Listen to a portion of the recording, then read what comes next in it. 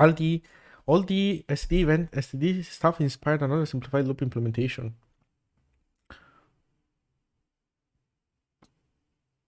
You mean looking at the current architecture of what is in the standard library event loop, King? That's what you mean? By the way, if you're here, do you want to jump in Discord and help me do the WaitGroup thing with like live support? Would you be available?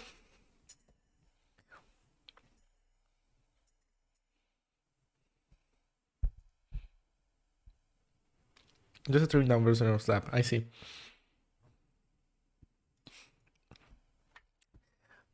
So are you interested in helping live or do you prefer watching me suffer? Oh, sure. Nice. Then let's jump in Discord.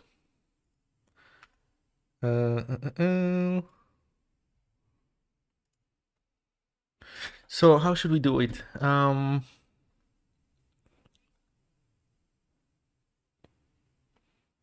There should be maybe another live channel.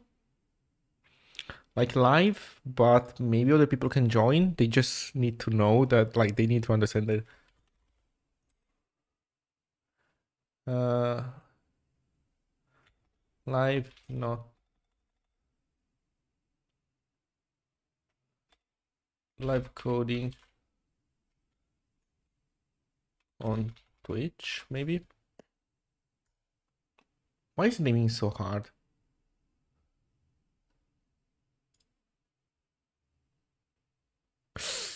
But I can't join like this. No, wait. Leave. I have to join from this computer.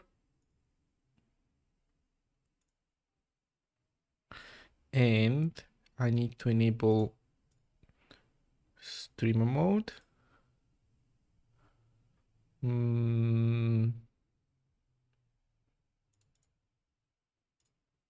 And let's bring King in.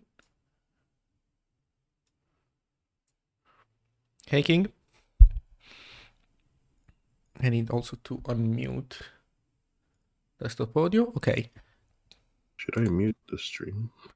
Probably. You know what I can do? I can share with you my screen. So you can basically watch the stream, I guess, from Discord. And you should be able to see it with lower latency, I think. Yeah, it's like immediate latency, like 0. Okay, nice. Now let me close another couple of programs.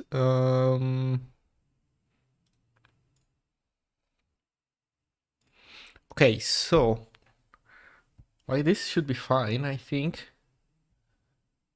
Nice. Okay, so are you ready to do the WaitGroup stuff? Yes. I ate an ice cream, so I hopefully have enough sugars now in my body to do this kind of stuff. I need it for the walking.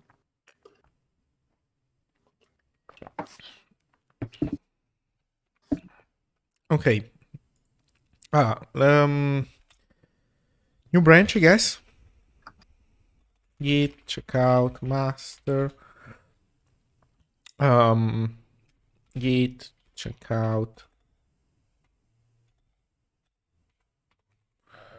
-b.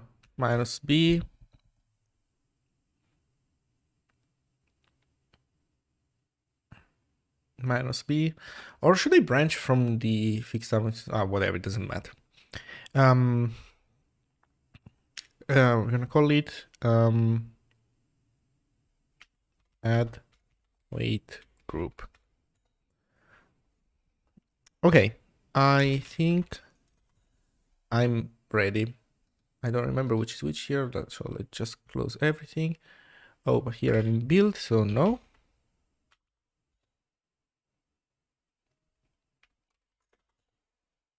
Yep. Lib. Standard. Event. New file. WaitGroup. Let's see.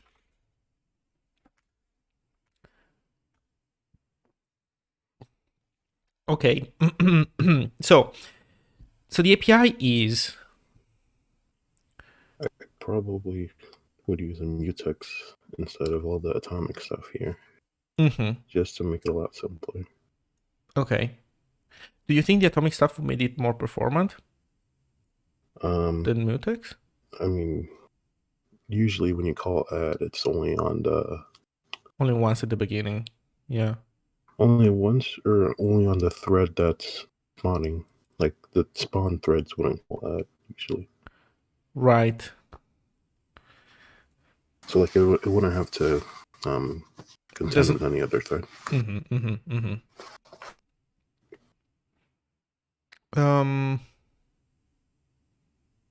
Okay. So you probably have to like rewrite the entire code. Okay. So we have const std import std pub const WaitGroup is a struct pub function add. Oh, we also want wait. Where you is this generic at all? Oh yeah, it's generic. Why is this generic? Because that accepts any form of, like, signal is the generic way to pause a thread. So there's a signal that blocks the OS thread, which makes a blocking wait group, and there's the one that blocks there was one that suspends, which makes an async wait group. I see. But you probably shouldn't do that for this. Yeah, let's just do async. So then you would have a mutex in there, and then a counter, and then the waiting list. Okay, just 1 second. Let me finish the signature of the main methods, and I'll get to the guts. So we want to add workers. Okay, size. Maybe this should be count. I mean, you want it to be signed so that you can remove multiple things at once, right? I just hit sign because Golang says they wanted to support negative workers, which is kind of annoying. Negative workers? Like you can add -2 to remove 2. Yeah. Yeah, well, I mean, yeah, it makes kind of sense, right? So it's basically if something represents multiple things at once, instead of having to call done in a loop, this way you can remove multiple things. That is true. I'm assuming that's the I just never saw that use case. The reason. I can see why you want to do that. Maybe you have a flurry of things that you launch in parallel, and you don't care about them being done individually. Like you have a regroup step, and that's where you do this subtraction. I don't know. Anyway, I think it's not a bad idea. I think it's not a bad idea. Void. Then we have done.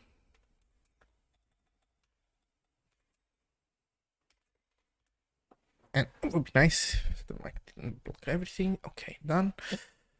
Elf. Seal WaitGroup. Nothing else. Or we could make this a usize and have done take an optional argument. That is true. Where we ask people to specify if they want to do something, remove something more. So we could call it this. I don't know. Count as well. Sorry? I thought you were gonna do count, like another count for how many was completed. Yeah. Oh, I was thinking you want to have the user specify that every time. I think it's not a bad idea. Like this. Yeah, but Hmm. I don't know. Doing a one versus doing an empty anonymous struct literal. It's like up to them. I don't know. Because like WaitGroup.done, and then you can do count 5. Otherwise, the problem is that otherwise you still have to do WaitGroup.done, and then you have to put here the empty struct every single time, which is annoying. So might as well have to specify the count every time. Yeah. It would be nicer if we could do this. Maybe rename add to begin.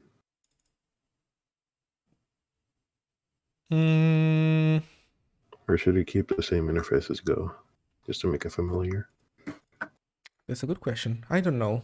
You mean begin because it's the opposite of done? Yeah, like begin and finish. This is basically turning it into a semaphore.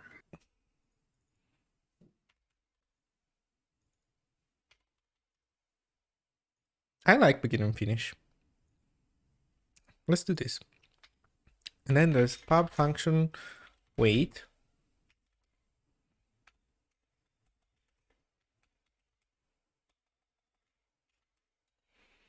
Does it need to do anything else? Does it return anything?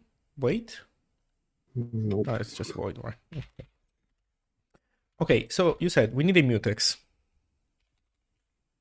Yes. That's std dot. I don't remember. Mutex. Oh, dot mutex. Okay. Or capitalized. Oh. Okay. Then counter. Yes. Since there's no init method, you'd have to default or struct initialize it. Yes. We make this usize, right? Yeah. Equals 0. Then do we need anything else? Then the waiters, or wait, there's only one waiter. Yeah, just the task which is waiting on wait. So a pointer to the loop dot on next tick node. There is only one waiter. Yeah, the one that's calling wait. Okay. What if multiple things are calling wait? You could make a queue of waiters. I think we should support more things waiting. More than one thing. Yeah, that's what I thought too. I think. Yeah. So you So can still make it a single pointer like it is in STD event unlock.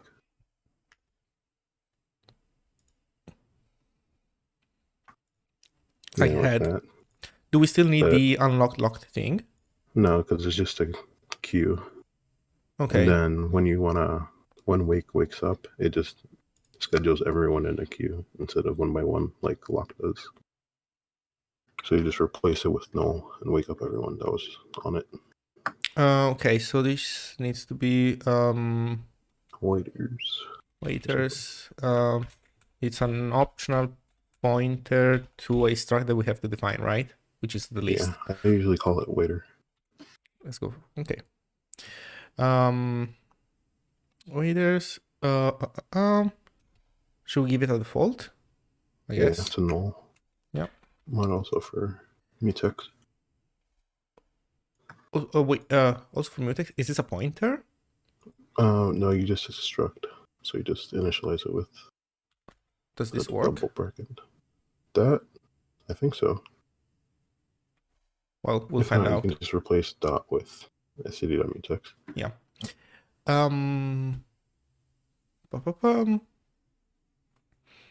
Do we need anything else? No, that's about it. At least as far as I can see. Okay. Expected semicolon. No, yes. Okay, begin. Begin, we need to grab the mutex. I swear I remember. Okay, it's acquire and then it's release. Okay. So It's as simple as can be.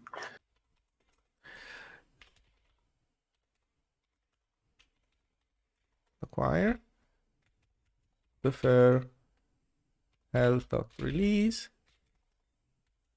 and we just do self.counter plus equals count. Yep. And that's it. That's it. Then finish. Kind of same thing, almost the basics, I guess. We Might have to check for overflow. right. Like if the count is greater than the counter, then just set it to 0. That one. Oh wait. You have to check for overflow there too.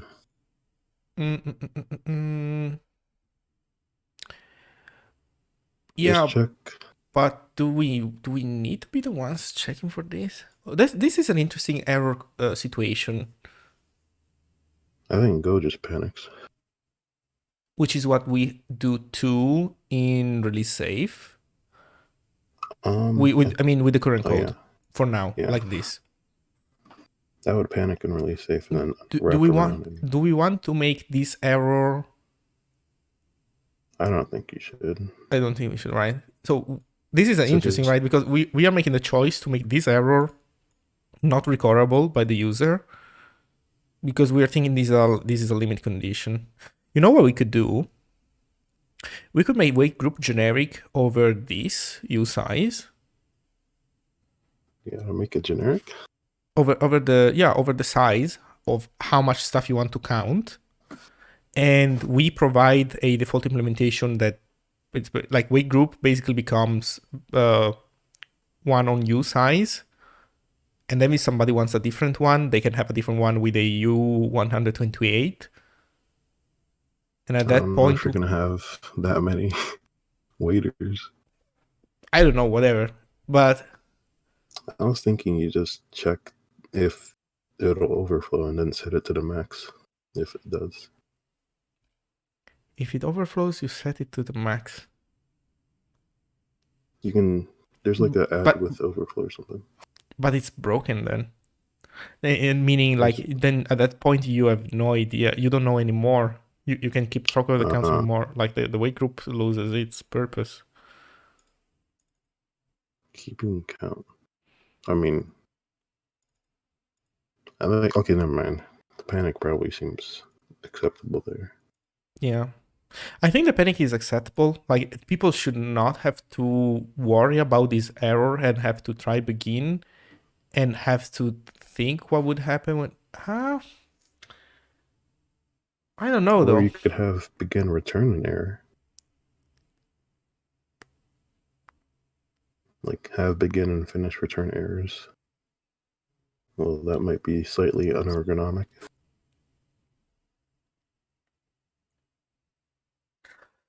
The problem is... So here's my argument against making this an error. If you make this an error, what you are saying is, if you overflow at runtime, you should have a procedure to decide what to do with the overflow condition. Does this make sense? Is this something that somebody can genuinely, properly... Probably not. Do something about?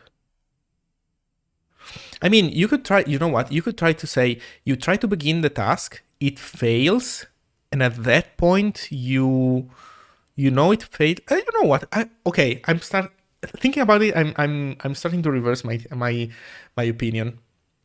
You know how you could use, so if this returned an error, you could use it in a funny way. Let me find the code. Okay, do you remember this code? This is the run detached stuff, right? Yeah, this is a bit like messed up because I started trying to wire in graceful shutdown, and it's like it's pseudocode basically. So ignore a little bit the pseudocode. But what you could do here is the part where I'm trying to spawn a coroutine to handle a single request, right? But it's not uncommon to have a limit on how many things you want to have in flight at the same time. So here I could try to do try WaitGroup dot what do we do? Or was it begin, right? Yeah. Begin one task. And sorry, instead of try, this could be just we do this. Catch. Like too many in-flight requests or something. Yeah, something like this. Catch error. Switch error. And then well, whatever. Let me put an else branch just since we didn't decide on a error message. So and in this case, we just return five something. Retry. Yeah. Again later. I think that's with the timeout. Yeah, I think that's a reasonable use of this. What do you think? I think so too. This is not something that you expected to do with WaitGroups in Go, though. But I like it. Let me check what Go actually does with WaitGroups. But I like the idea. I mean, I think it makes the whole structure more useful. And I think this is a strong argument for making the counter size generic.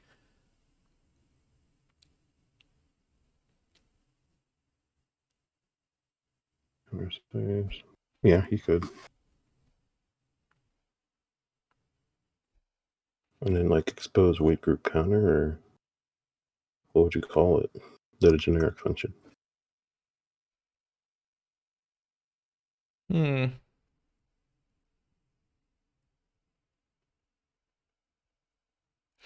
Would it make sense at that point to have a... Let me think, though.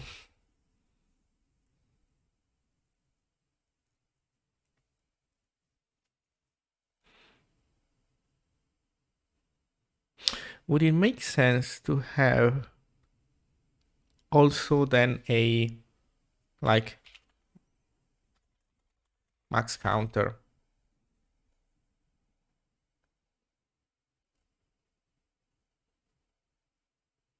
If you have a max counter, this basically almost turns into a semaphore, but yeah.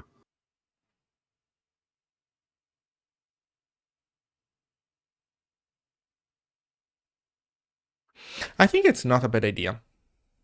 So we have max counter is something that you can personalize, and that by default is max of this type.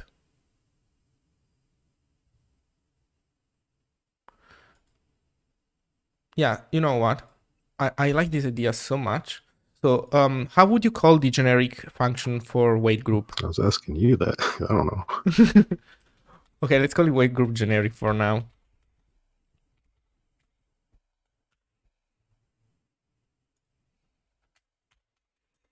Function WaitGroup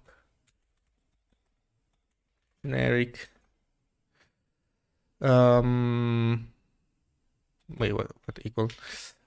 Takes in comp time, counter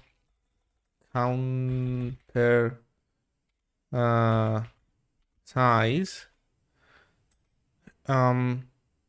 is a type, I guess. Returns a type. And then inside we return the struct. Expected type expression found pub. Yes, this is, I don't know, std.math.max. The type. Yeah, are you sure it's counter size or counter type? Counter type, yeah, you're right. Counter type. Did you want to make it capital too? Oh yeah, also the C. Yeah, you're right. Oops. Sounds too. Counter type, max of counter type. I have no idea if there's a std math max function, so there's max int. Nice. Yeah. And max counter would be counter type.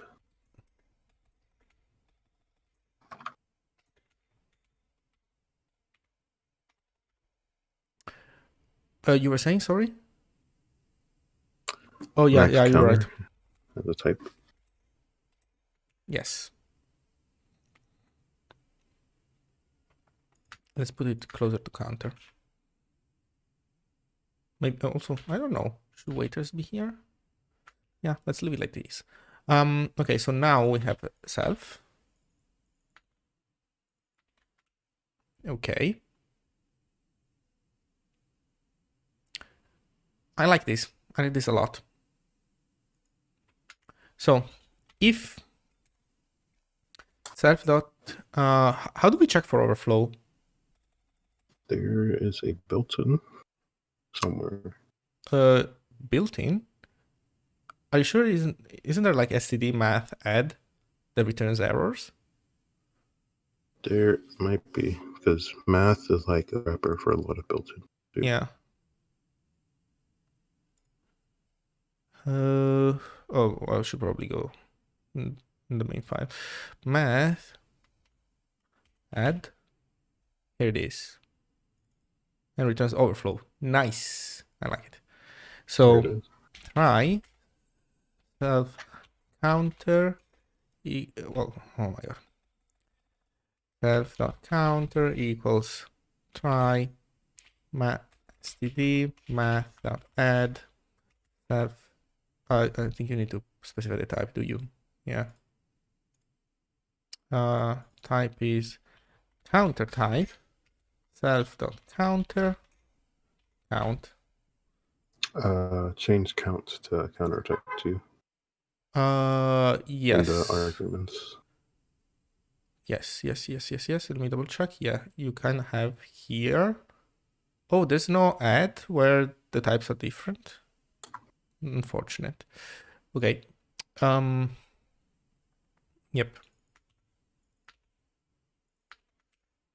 Okay. Also, if we need to check if it's an int. Do we have in meta something that says it's an int? We should, I think. Bit count, alignment, child, lm. It might not be. It's not int. You Oh, can check come on. You can check the type info. Yeah, but I was hoping for something nice for my CD meta. Fields, field info, tag type, active tag, equal. I think if we are in the equal stuff, into enum, rifle decals, int, vector, cast. Okay, yeah, there's nothing here for us. So if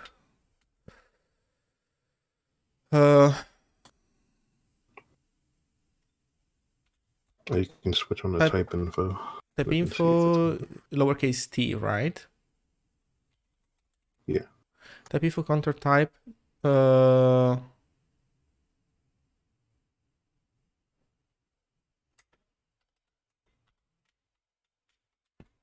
I think it should be like this. Is there a way to do checks on the enum variant? Oh, tag type. Oh. I think if this is a union and you try to test it against an enum, it will automatically coerce.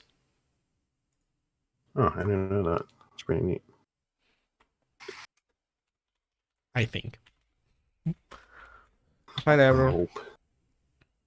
Counter type must be an integer. Oh, an int type. E.g. I don't know. Size. Also, we lose the signedness though here. And it needs to be unsigned also. Let me think. It needs to be unsigned.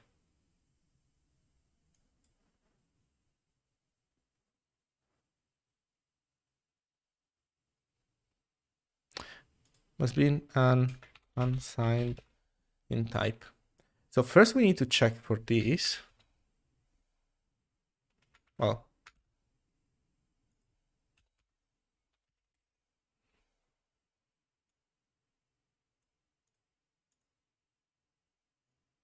okay, let's put parentheses. And then we need to say, I think this has to become a switch now. Yeah, if we're inspecting stuff, it needs to become a switch. Switch, type info.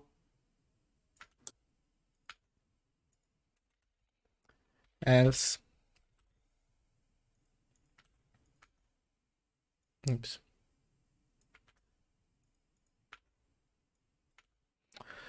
Not int.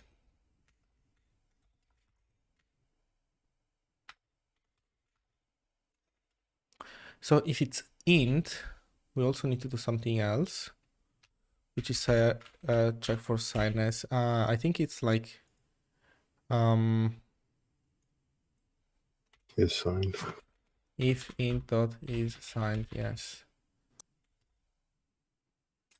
At compile error, counter type must be unsigned.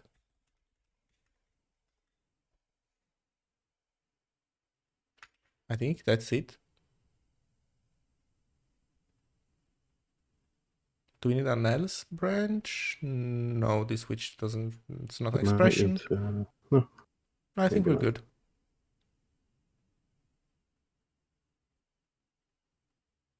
Yeah, I think we're good. So nice checking here. Begin then is correct, yes.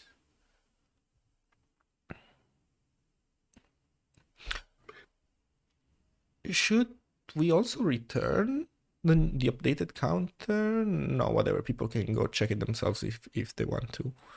They'd have to grab the lock. Oh, they would have to grab the lock, right? So it's available, maybe returning the counter. What do they do with it? What do they do with it? Good point. What do they do with it? Most of the time, nothing. Yeah, most of the time, nothing. Whatever. Let's not return anything. Okay, so here, finish. This one's a bit more involved. Yes, I think we want to do again the add. Well, not the add, the subtraction. But I think that if we overflow, you said that you put it back to 0 if you overflow. But I think it should be an error condition, don't you think? Yeah, especially with this new API. Right. And actually, I'm starting to think that it shouldn't be okay, let me see if there's so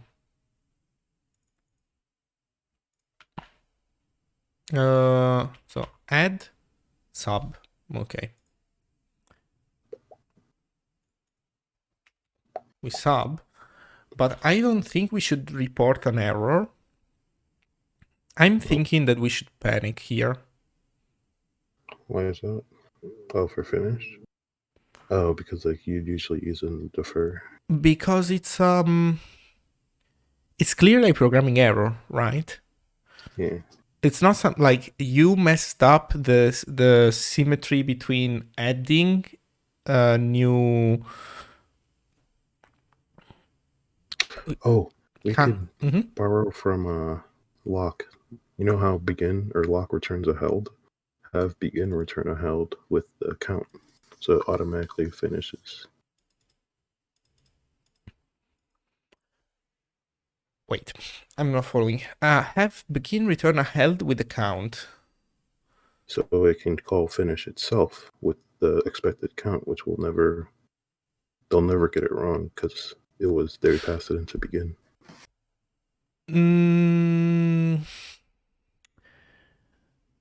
Oh, I get what you mean, but I'm not sure because no, like, so the assumption is this API, so what you just said doesn't go well with the count parameter. Why not? Because then what you're saying is, if you have a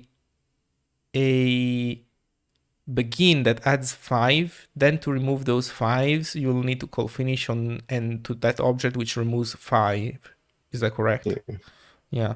But Yeah. I think sometimes you like add 5, and then maybe those 5 get batched together because of like runtime dynamic reasons with other stuff, and it becomes like a finish 15 or a finish Could 3. you have like the held do a merge or something? Okay, never mind. It's gonna be complicated.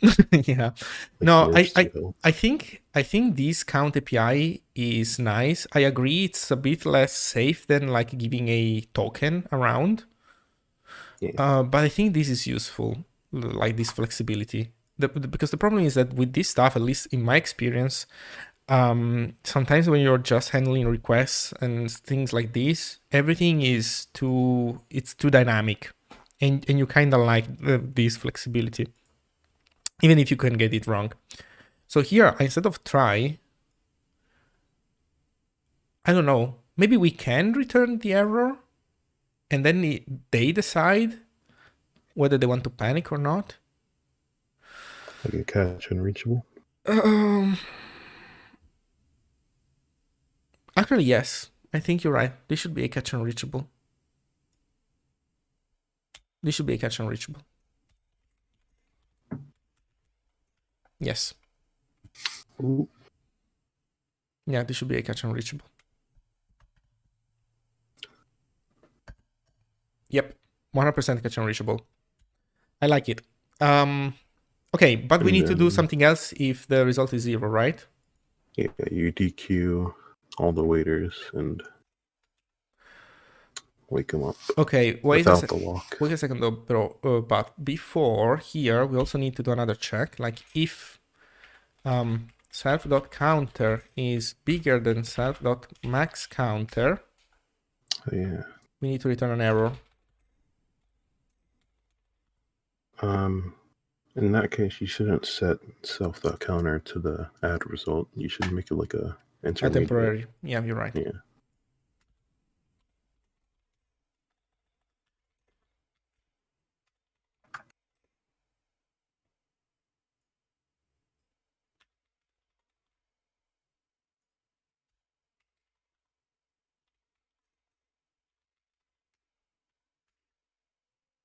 Counter instead of count. Who's talking? King. Yes, it's King. We're doing pair programming. Yeah.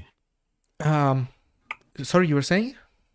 Self.count is supposed to be self.counter. Oh, yeah. Let's call it those.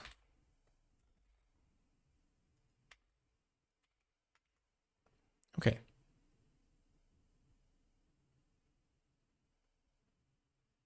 Nice. Yes. This is also nice. Oh my god. Like, this API is shaping itself nicely. It's a pretty clean code. So, now that we have... so, this is, I think, complete. Yeah, that looks complete. Yep. Also, I think let's make this error set specific. You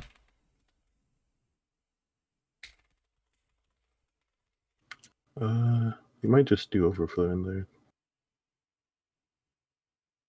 Sorry?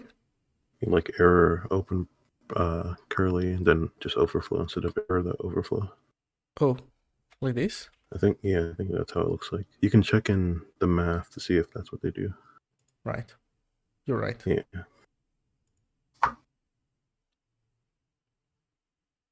Okay.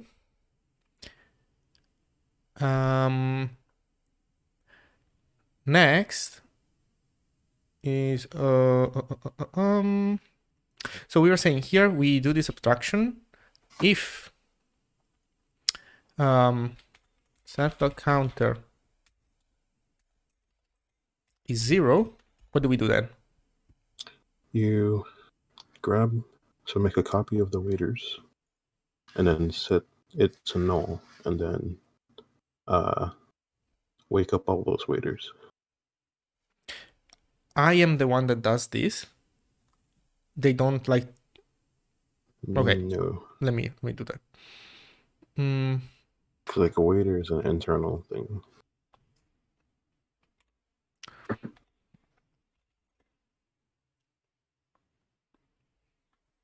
All right, I haven't defined waiters either. It's just like a There's one in event.lock.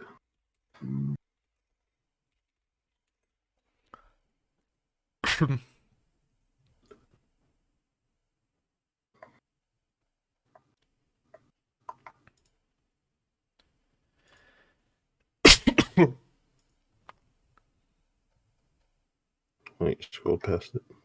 Oh, thank you. Oh yeah, it's very small.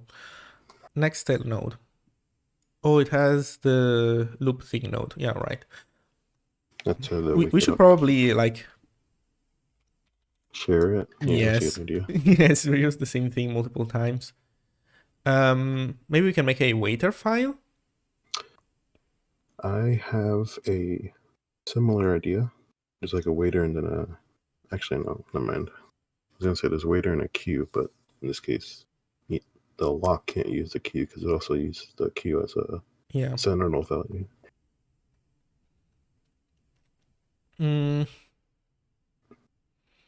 Let me think. I think it's fine to copy it in. It's pretty small.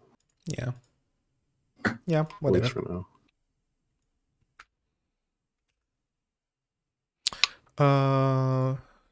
I think it's a semicolon here. No.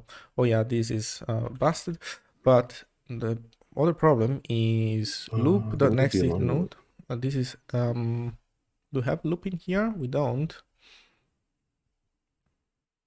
Also, is std? Yeah, I need to import std like this. I think copy.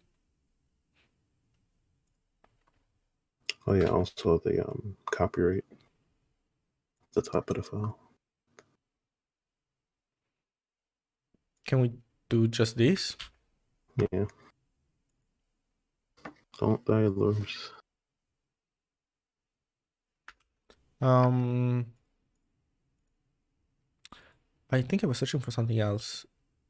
I think we also want built-in, so we can know if we are in async mode or not. I don't remember if we checked that in there or somewhere else. Does, yeah, global event. Well, Because you need that to wake up the node. Yeah. So let's also copy this.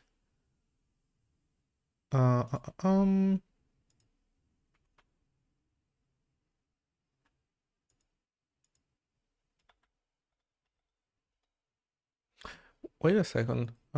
Can we really do this in here? You should make a generic. Or, well, it's per structure. Well, it's saying it's per structure. But I'm not sure if we'll ever add support for both locking and unlocking.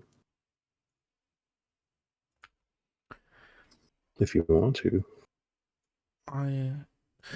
My question is mostly, I mean, yeah, we can put it in here, I guess, maybe. Or you said you put it in the struct to support different event loops? No, just the compile error is struct based to support different event structures, either supporting event based or not. Like locked might only be event loop based, but future might work with threads and stuff, so it wouldn't have that compiler. Well, I think what we're doing for now is just for event stuff, right? So maybe like this can be removed in the future. My question is though, checking this here, is this correct? Because loop instance is something that happens at runtime, right? No, it's a compile time thing. It's a compile time thing. Search instance is a bit lower. There it is.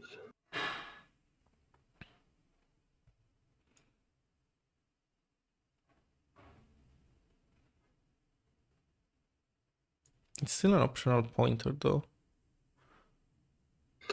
It's optional because the default instance, that checks if the IO mode is blocking or not. If it is blocking, let's just write about it. Okay, whatever. We have it.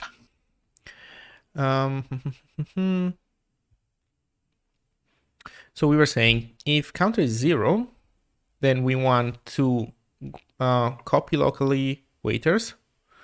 Yeah. Um, Then set the self.waiters to null to consume all of them. yes. Is this const or var? Do we modify our local copy? You might need to traverse it to wake them all up, so var might be helpful. Okay, so Because you do so like waiter.next. Okay, I see. Var waiters equals self.waiters, self.waiters equals null. Then while waiters dot Just waiters. oh, you're right. While waiters is different than null. Actually, I can do this, The right? optional thinking here. W. What we do? We schedule on the event loop, right? Before you do that, you change the waiters variable. Because if you schedule it and then change waiters to w.next, w might not exist anymore since after it's scheduled. Right. It could have cleaned up itself.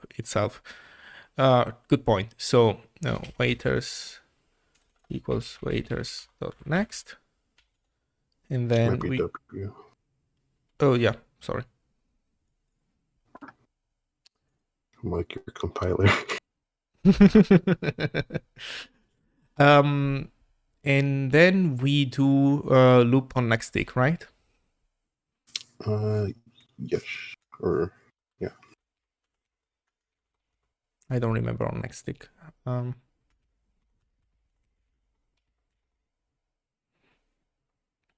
Yeah. Pointer to a node.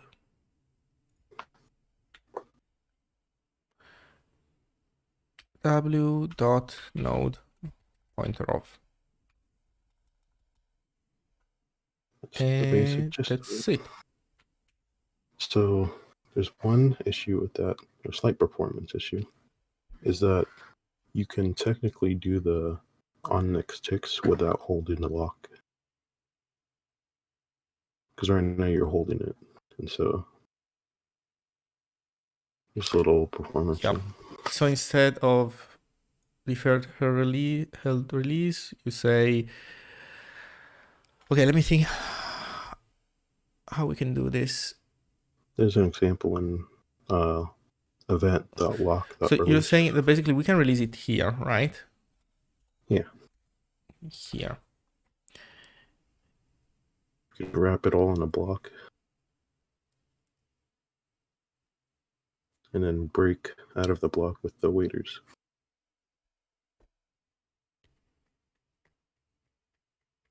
Break out of the block with waiters. Or null, you mean? Yeah, if the fit is not, or yeah.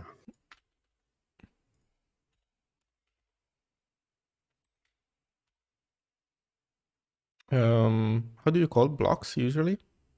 Yeah, it's like that. I see. No, BLK. I mean, what name would you use for this label? Oh, BLK. Oh, BLK, okay. That's what I do. That's what Andrew did. So I do that. BLK with waiters. And then we do... You'd have to put the held in that as well. Oh, yeah. So then this becomes BLK colon. I don't remember. Yeah, that's right. Like this, right? Yeah. And here, otherwise down here, we have to break also down here, right? Yeah, just break null.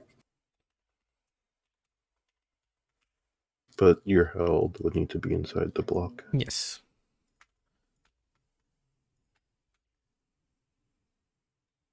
Cute. Okay, You let's want add a to bit of explanation. We don't move the do. held inside there, the const held.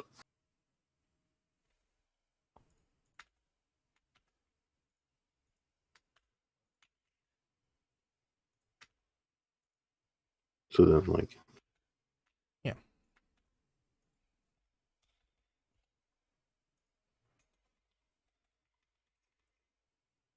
We need to load the lock to resume or reschedule yeah.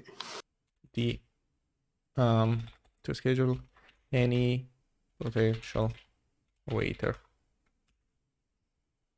without an A.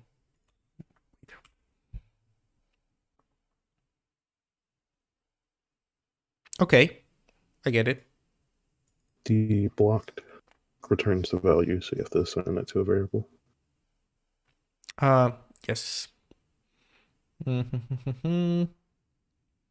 It's gonna be a shadowing problem, right? If we I just do const waiters equals block. Or I guess I can do var waiters.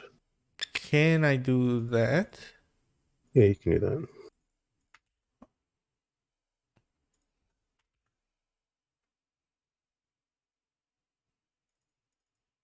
Okay, so this should be correct, right? Const waiters. Since you're No, updating it below, that would be, and then the internal one would be const. There you go. yes. Okay. I think we should rename those. The at least internal temp. Yeah, I think temp is in this case a better name. Too many things called waiters otherwise. Waiter. Okay. Oh, is it waiter? Oh, it's waiters. I'm just saying that.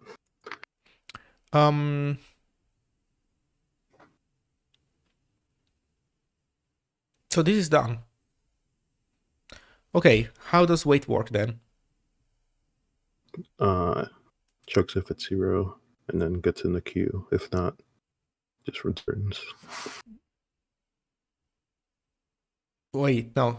It checks if it's not 0, it queues. Okay, right. It queues and suspends. Okay, so we need to grab the lock. We need to release the lock. Then you might not be able to do the release thing with the fur this time. Okay. You'll see after you start typing. If self-encounter is different than 0, then self.waiters, const old head self.waiters. Want it to be a stack or a queue? I don't know. What do you recommend? Oh, because we have the tail. Oh, we didn't set the tail. Oh, wait. This is set by the event loop, you said, right? No, that's set by us. Oh, no, right. No, this is done by the event loop. This is something we need to set up. Inside the waiter is just a way to avoid putting it inside the WaitGroup struct. So what would you recommend? Like stack or queue? I mean, probably a queue, because like lock does a queue too. But okay, so that means that we add ourselves at the tail, right? Yeah. So self.wait. So if self.waiters head dot tail.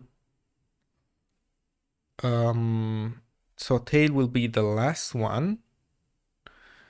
Dot. So you said next equals ourselves. And so you probably allocate that on the stack there. Can I put the here? No, because you need to set head.tail to ourselves as well, because Okay. we're the new tail once we enqueue. You probably need to put it outside that, because if self.wait is just null, you also have to add this or make us the head. Yeah, you're right. So here. So const. Is it a problem if I make it const? Might be, because like other waiters that come in are probably going to modify it because it's .next. How do you call it usually? Self waiter? I don't know. I just call it a waiter too.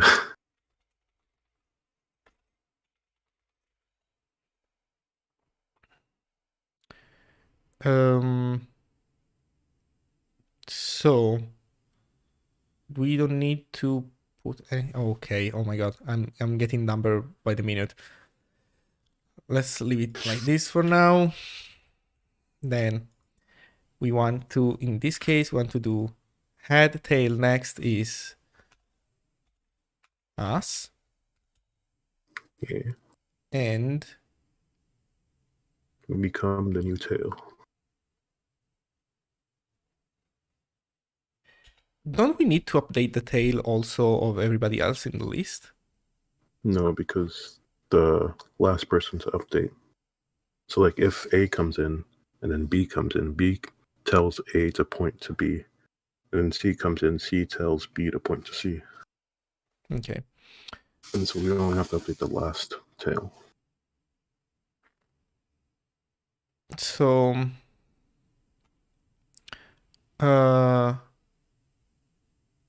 wait, do we need to update the last tail?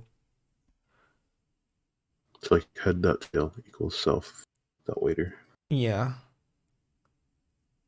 Okay. Head of tail equals. Wait. No. No? This seems weird. Is it? That's what lock does. Because You this can way make it lock. we are both tail and tail.next. Yeah. That's we should be if we because that's the previous tail. The previous tail.next needs to point to us, yes. We become the new tail, yes. Okay, now I'm getting there. Yeah, it took me a while to understand this because it's used in Windows a lot. Mhm. It's better if you draw it out, honestly. We become the last tail.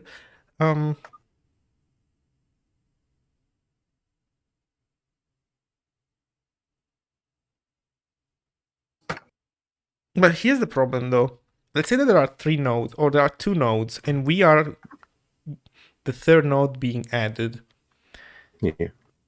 It's the same thing that I asked you before. It's just that I didn't get it yet. We are updating head to point to ourselves, us being the third node that we just got added. Yeah.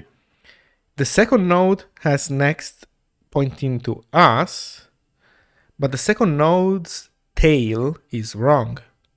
Yeah, the second node's tail will be fixed once it's popped.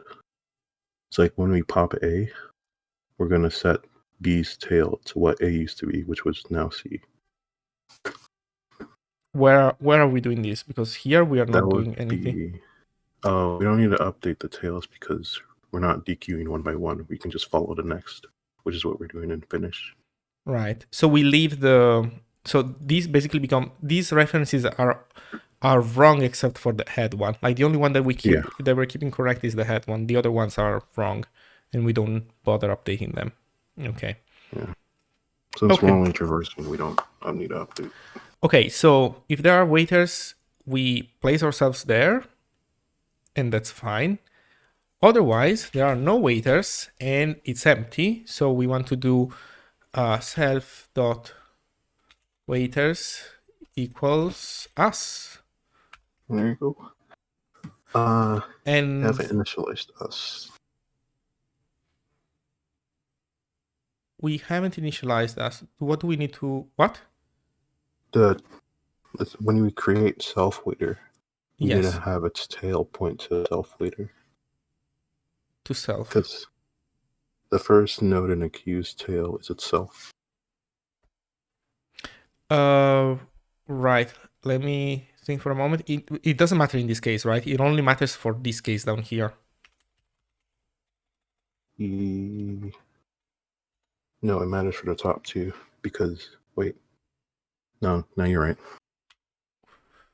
Self waiter dot tail equals equals self waiter. And then I think the next is null in both cases. Or self-waiter.next is null in both cases. Right. Oh, you didn't put initialization there. Okay. So self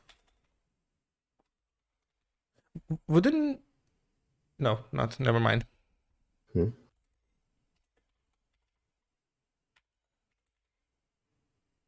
Wait, so next is null and that's it, right? Yeah. Do we need to do anything with loop next dict node? You have to initialize the dot frame. Because loop contains the frame to the current pointer. Right. So maybe I can do it up here. And I can do dot node equals add frame. Is that like this? No, it's not, right? No, it's dot node dot frame, I think. Dot node dot frame, maybe. I just look at what lock does. Yep. Let's look at lock.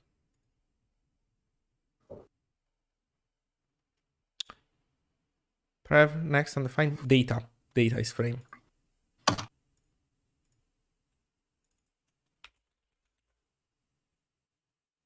Okay.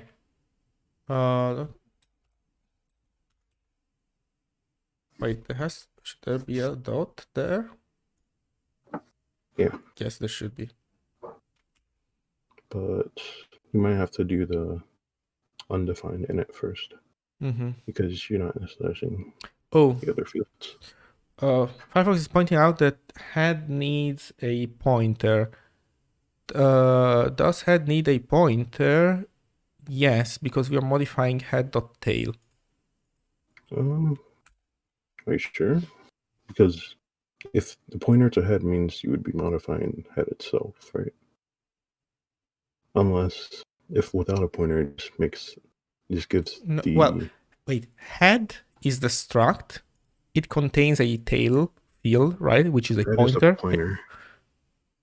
Repeat, sorry? Head is the pointer.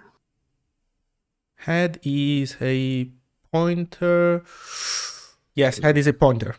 So we are not modifying the pointer. Yes. I think Darminator caught that one too on the first lock impl. Yeah, no, but you're right. If head it's a pointer, then whatever. There's nothing to copy. Yeah, it's fine. Do we need to do this here? I think we do. Waiters is still a pointer, right? Oh yeah, right. Holy shit. Everything's a pointer. Everything is a pointer, yes. Although I'm not sure if you modified a variable that's being captured by optional thingy, does that modify the optional thingy? I think it's undefined at that point. Maybe it does, maybe it doesn't. The W. But are we modifying W? We're not modifying W. The waiters is W, right? Or does W a copy of waiters?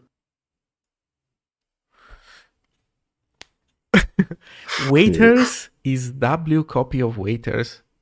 Is W a copy of the waiters value, or is W just a reference to the waiters variable? If it's a reference, then when we do waiters equals W.next, then W is a reference to waiters. So we're not referencing the original W anymore on when we do the next tick. I'm really not following it. So waiters is a optional pointer. We are grabbing the contents, the So that's a pointer copy. itself. These, like this, can be a copy. Yes, we are copying that pointer. We have another copy of that same pointer. Okay. But it's fine because that same pointer, when you do either it's regardless whether it's the original pointer or it's a copy of the pointer, when you do .next, you get the same thing. Yeah, it's the assignment. Waiters equal. That's because like in earlier Zig versions, .w is just a reference to the waiters variable. That would be fine in either case, wouldn't it? If w is a reference to the waiters variable, and then you do waiters equals something, then on the next line, the w is now w.next since you just assigned it. Okay, I get what you mean. Now I finally get what you mean. I have no idea what we should do here then. I just make a copy of w, like const w1 or something, const waiter.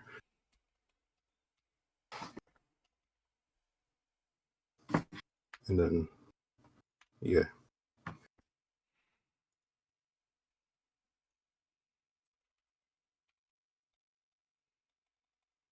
Whatever. Okay. Oof. Do we have the same problem here? If you copy the pointer, No. it's still the same. Let's read the comments. Maybe it was fixed.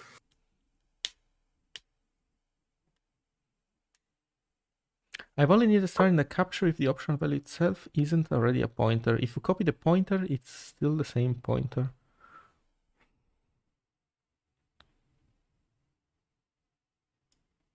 The optional value in this case is a pointer. Maybe that's the difference. I don't know, but it took me a while, but I'm finally there. Yeah, it's a bit weird not knowing if this is a reference or not. My guess would be that since it notices that we are modifying waiters, we are forcing it to copy. Like the correct semantics would be that Zig would have to copy given that we are modifying the argument in here. That would be the correct semantics. I just know I got bit by this like a year ago. I don't know if it's fixed or not. Suirad, the type of waiters is an optional pointer.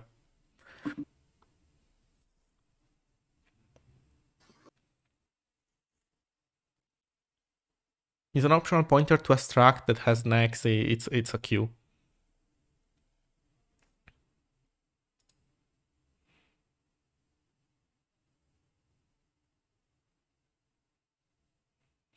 Okay.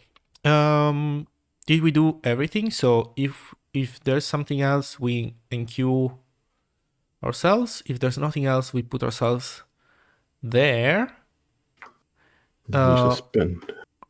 And now we suspend. But you have to release the lock in the suspend. Right. That's where that comes in. Can we do the weird block thing? Maybe better not. No. Probably not. Maybe well, we could if we break with the value of count or some. Well, no, we don't modify it, so we would need to like do another check. But whatever. Let's remove the defer. So we release the lock in this case, and we have an. You have to release it inside the suspend. Yes, sir. Because yeah, if you release it before, or I guess you already know. So it should be like this, I guess. Yeah. Kind of makes me want to flip around the condition. If counter is 0, yeah. we just release and return. Yes. I think that's what lock does too.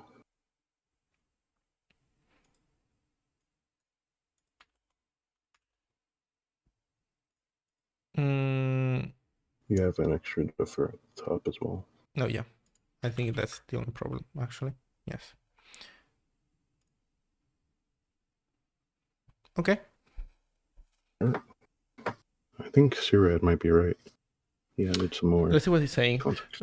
You probably don't need temp value then. W is already an unwrapped temp value. Yeah, this is what we were discussing. This seems, I agree, this seems to be the semantics. I think that the construct is, if you don't put a star here, Zig is allowed to either choose to reference or to copy the value. And, but since we are modifying waiters, Zig, I think we like, at least the way I understand the semantics, the Zig is forced at that point to copy and cannot reference. But King was saying that he's not sure that this is what actually happens and that he had trouble in the past with this kind of stuff. Already a pointer to copy. Since already a pointer, a copy would be the same result. Yeah, it wouldn't be better to have a copy, but... Sorry, it wouldn't be... since it's already a pointer, a copy would be the same result. No, but because the problem is that we are modifying it. Like, if this is a pointer that points to this pointer... So if this is I don't know, star, if this is what happens when we modify waiters... Oh no, you're right. Wait, King. Even if it's another pointer, I don't fucking know. You know what? Let's remove this. Let's pray. Actually, no, I don't know. Let's leave it. Let's leave it there. I don't know. know. I think you're dealing with ints. But yeah, I think the confusion is whether if the word referencing, like if we change the optional that we're capturing, does it change the captured optional? Like if we change waiters, does it change W? If it does, then we need to make a temporary. If not, then we don't. Yeah. You know what? Let's leave it like this because there are gonna be bugs everywhere. So at least we know that this is not gonna be an issue for now. Okay. Do we need anything else?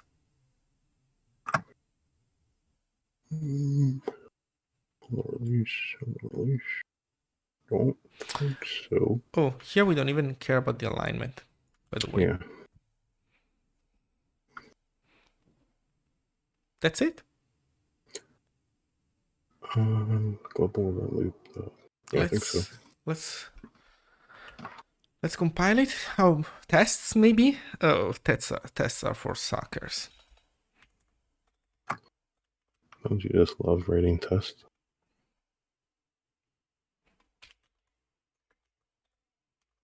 I don't know how to call it. Do we need to say that it's a basic WaitGroup usage? Which, by the way, these tests, I think they're all like normally disabled because async tests are bugged or something. So skip the tests in all those cases. Copy.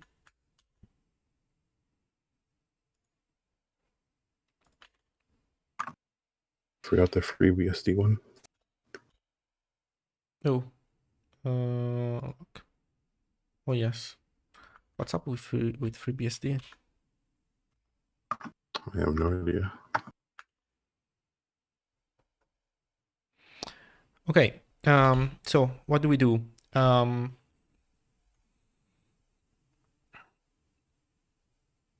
guess we have a function. So function ask takes in a pointer to our beautiful wait group. Doesn't do anything. All it does is call W. Oh, why is it just W, not WG? WG dot finish one. Can finish fail? No. No. Okay. Whatever is a way to like do work and then call W finish, because if they all call finish, then wait doesn't test if King, statement. if we only had loop.sleep. Oh, just like time not sleep it for now. Timers are a hard problem. So how do we test the wait? How do we test the wait? How do we test the wait? You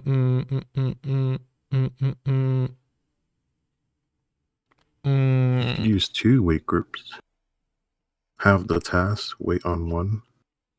When the test signals that one, the task start, and then they signal the other.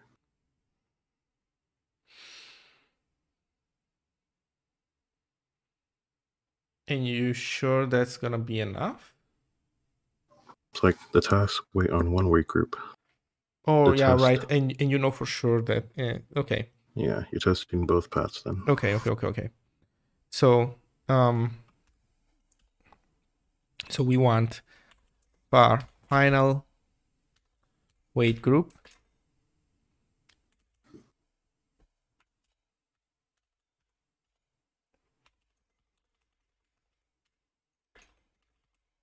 So we want an initial wait group.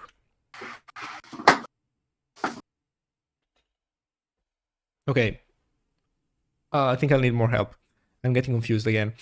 But we want 2 wait groups, right? And we want to wait on the second one. Something is waiting. Something that will launch immediately is waiting on the second one. And then something that will launch later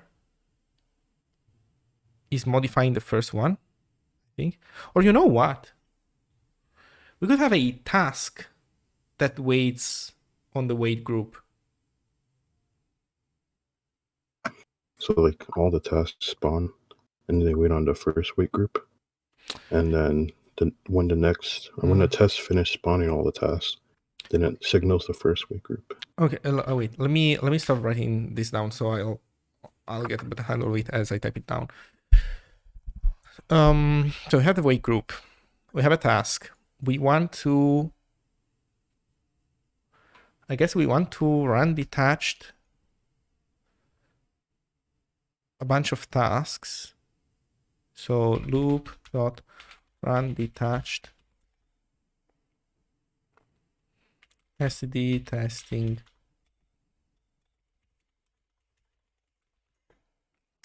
allocator task as an argument pointer of wg. Before we launch this, we need to increment the other wait group.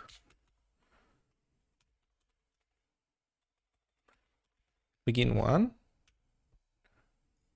Now, okay, let me just write down the one that has problems. So here we do wg dot, and I think this is like try begin. Wg dot wait. Now, if we do these, you know what? I think we are going to test wait, because until we ourselves suspend, the loop is not gonna run what's in here. Run detached does a yield, which moves it to another thread, which that thread can then run, and then that thread can run before our wait call. So like we do begin, run detached runs, it does finish, and then we do wait.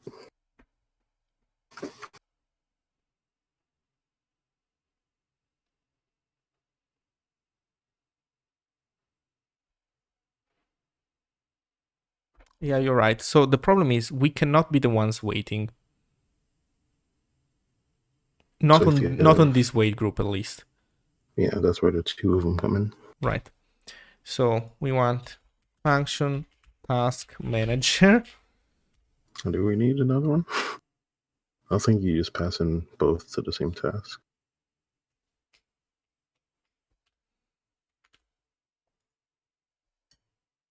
Oh, I'm not sure I'm following. Okay. You know what? Tell me what to do. Oh, 2 wait groups.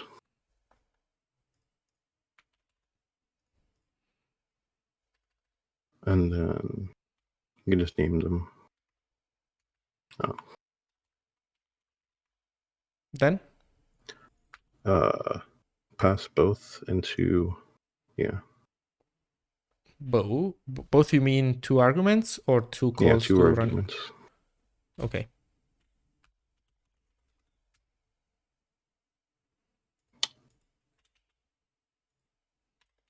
Well, UG E underscore. Let's follow naming convention. Yep.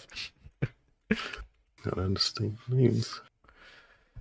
And next. so it waits on the first one.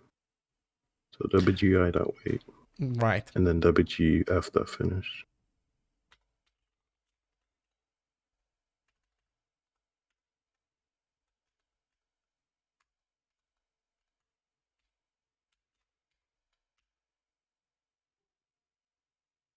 And then wait.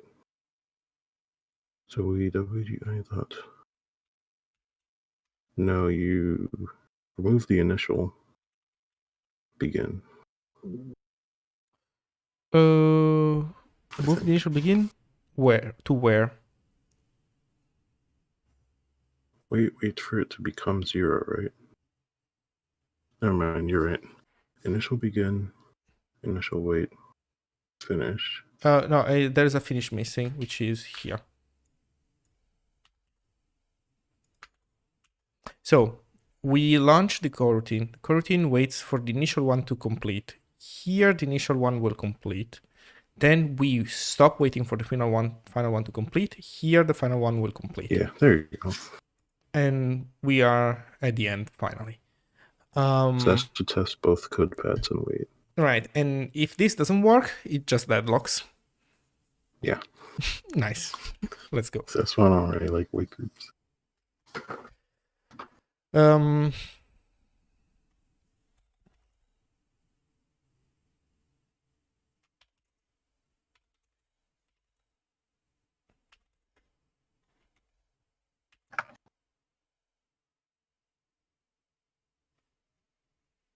Okay, but no.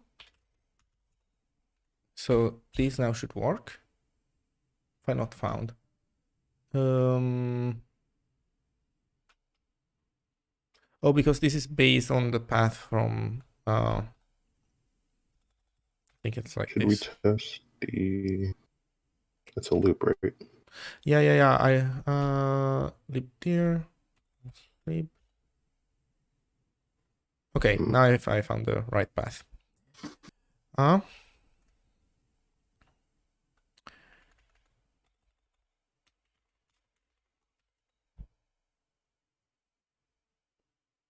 Error, use of undeclared identifier built in. Oh, I was sure I copied it, but I didn't.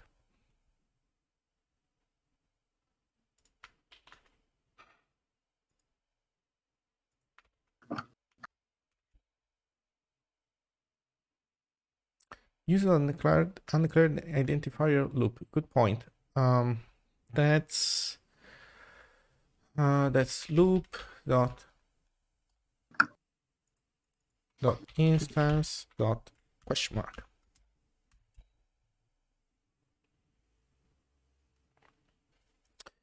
Expression value is ignored. Yes, because you need to try this. Next error. Use undeclared identifier WGI. Yes. Initial. Final. Expected you need to type error found. Math error. You didn't initialize those fields. They're not default. Okay. I'm not sure I understand what the error here is, though. It's that error.overflow is not a member of the destination error set. I don't remember. If I try. Why doesn't it like my overflow? Oh, wait. No, I'm high. No, I didn't see that. Why is this complaining about errors You with the same name?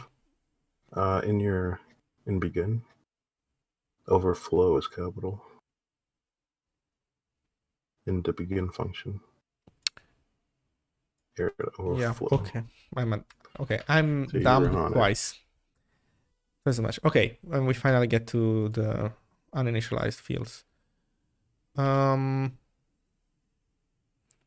we it just next and tail. So it's like dot next equals null, dot tail equals null.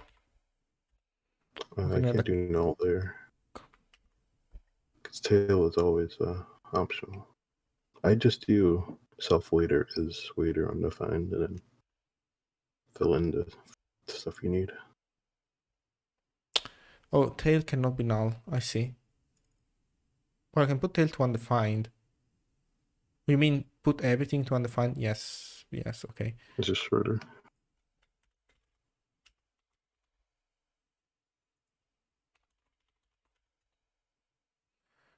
We don't care about setting those. We only care about setting waiter dot node and actually dot node dot data frame. That's it. We don't care about anything else.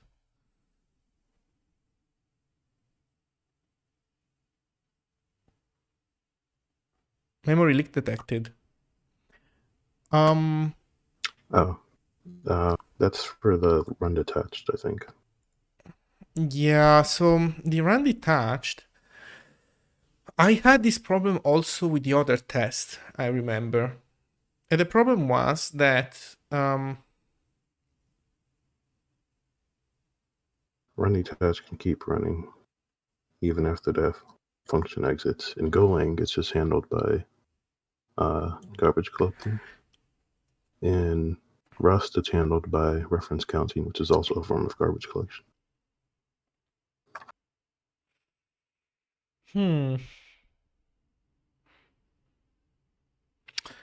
I don't know. We could. One thing that we don't do in run detached that maybe we should do is use loop, like begin one task, something like this. We don't. In the WaitGroup case, we can avoid run detached by just calling async on it and then awaiting it after we do the right. WaitGroup stuff. Yeah, I think that's a good idea. But I'm not sure of a fix for the general case.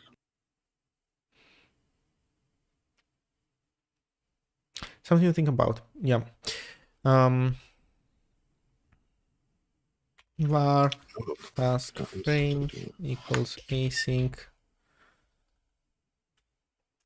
task.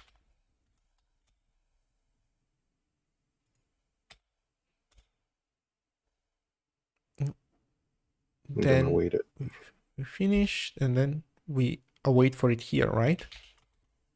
Final. I'd wait for it after the wait, because if you wait for it there, then wait might just. Are you sure it's gonna work? Okay, let me think. Async. This is gonna stop here. We finish. It's gonna continue there. No, we are gonna block here though. We're gonna block it here in the final wait, and we're not gonna. The finish should wake it up.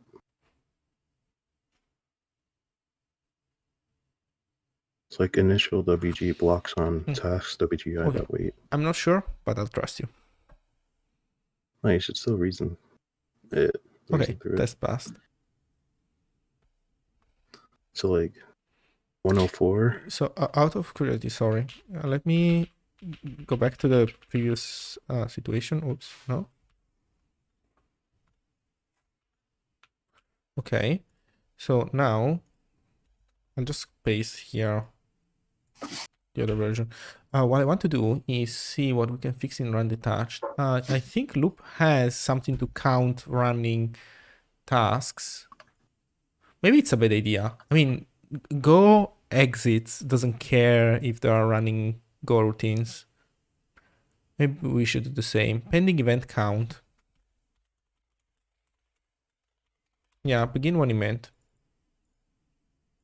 I think if we do begin one event and Isn't that finish. called in yield? Isn't that called inside yield? That's a good question. I don't know. Just check real quick. No, it's not It called is. inside. It's not. Okay. That's an So issue. yeah. So we need to do lock I think you should put it inside yield. loop. Like yield does begin one and then finish one.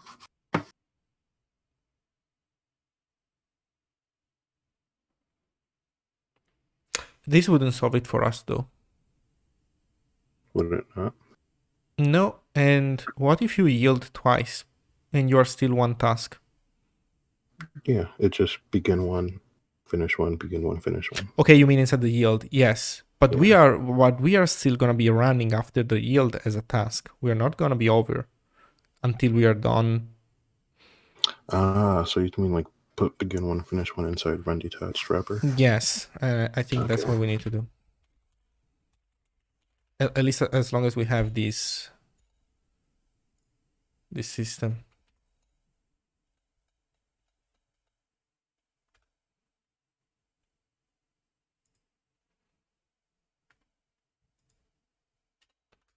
Something like this. Yeah.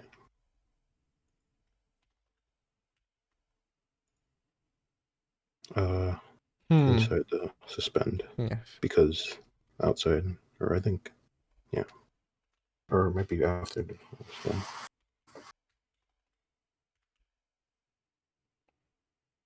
Maybe. Let's try it.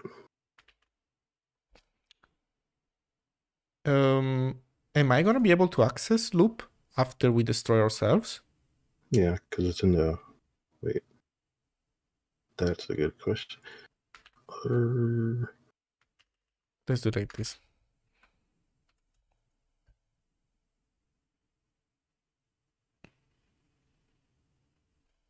Nice. Okay.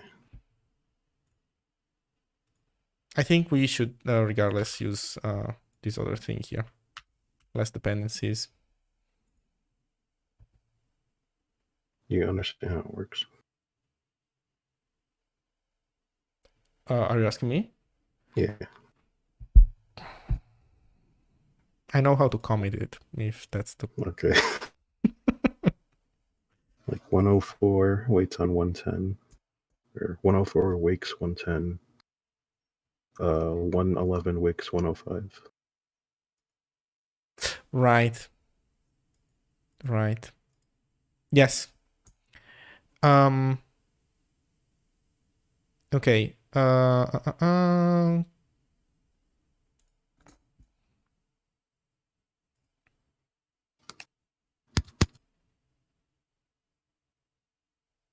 So add WaitGroup and small fix. I think it's fine if it's the same PR.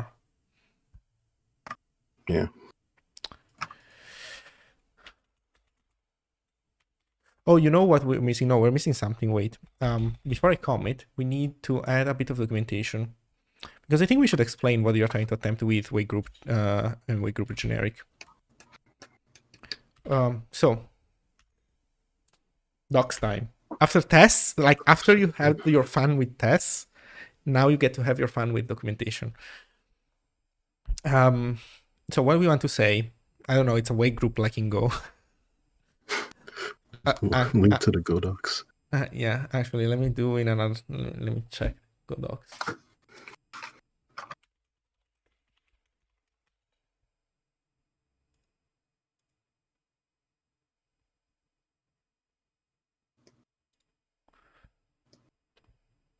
Oh, they call the parameter delta in add. Interesting. Yeah, it's negative. It can be negative or positive.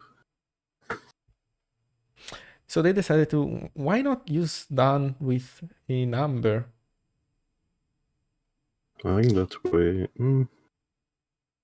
They have a semaphore, so maybe that the done with a number is for that use case instead of WaitGroup. I don't know, whatever. I like our design. Oh, the done with a number is also add negative. Sorry, repeat. Done with a number in their case would be the same as add with a negative number. Yes, absolutely yes. I still think that having add with a negative number, okay, they call the argument delta, which is fine. Better than nothing, I guess. But I think begin and finish and forcing people to use the unsigned version, which is also the type for the counter Yeah, itself. that's much better. Okay, so a wait group. Compiler on 21 it says log on line 21. Oh, yes.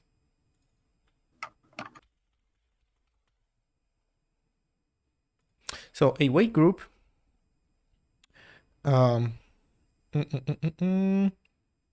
keeps track and waits for a group of async frames to finish. I think it waits for a counter. Sorry? Waits for a counter to become 0. I guess that's because like you could true. use the finish without async, I think. You know what? Let's call it async tasks. You're using it to count tasks, right? Yes, you're waiting for the counter to get to 0 because the idea is there are a bunch of tasks. Maybe you could even, I think async should be left in there since we are using async stuff. But you're right, it's not necessarily the frames themselves, it's tasks. Like, could you use begin and finish to count other stuff besides tasks? Like, I guess I can't really think of anything besides. I think they whatever ends up being, it's a type of task. Generally task, yeah. So I waits for a group of async tasks to finish. Call begin to add more task. Well, I don't know. This seems so obvious. Call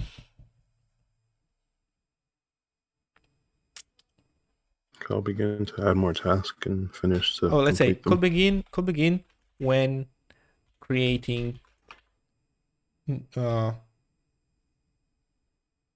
begin when creating new tasks and have tasks call finish when done.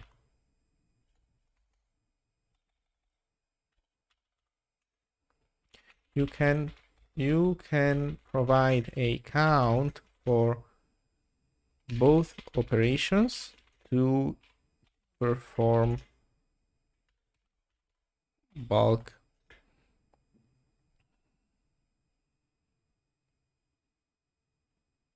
I don't know, addition, subtraction to perform them in bulk. Yeah. Then I would say wait too. Group. Yeah, there's also wait, right? So what do we say? Call wait to suspend until all tasks have finished. Have finished. Are completed.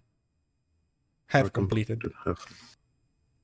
I don't remember. Is it have or is it to be? Until all tasks. Just open up a Google Doc.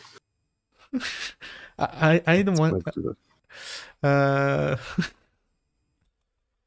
are completed. Probably note that wait supports. Multiple waiters are. Actually, let's put this in a new line. Are supported.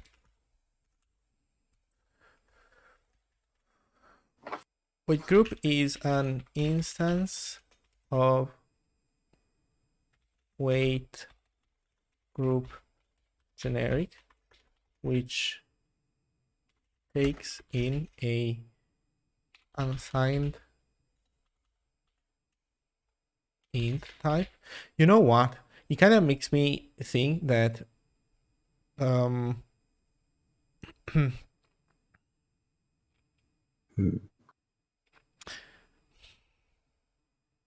nothing. Well, you know what? We could solve the is signed problem if we could solve a bunch of problems if we made this argument like a U16. So that we only ask for the bit size, and we force people, and so that way they cannot even pass in a signed integer. Then you can use std.meta.int. Yes, and this way we have one less error that can be even made. What do you think? Although the problem is that at that point they cannot just give us usize. That's fine. Can you do usize.bits?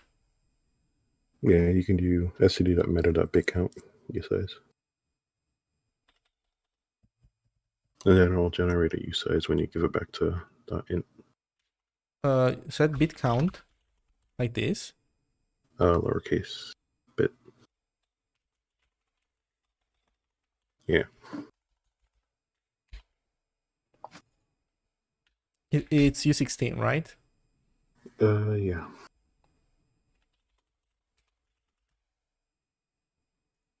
Snake case. What? Snake case? Not for this. Yeah. Why? Not for arguments, because it's not a type. Oh, right. It's not a type anymore.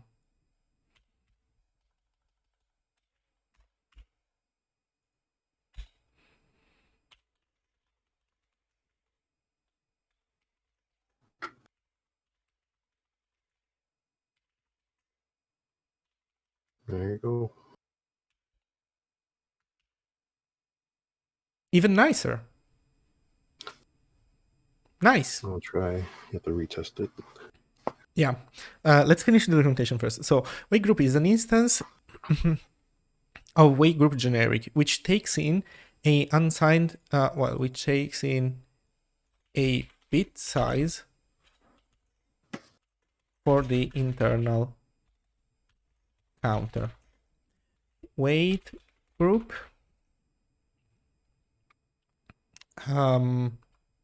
How do we describe the default instance? It defaults to usize counter.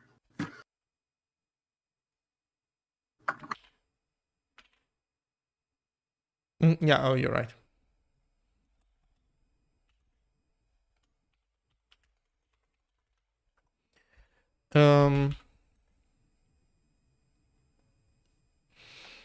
It's also possible to define a max value for the counter. It's also possible to define a value to the counter, so that begin will return error.overflow when the limit is reached. Set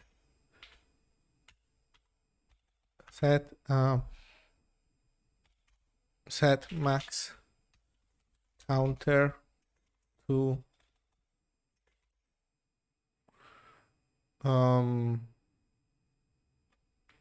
well, no, it's also possible to define a max value for the counter so that begin will return error overflow when the limit is reached, even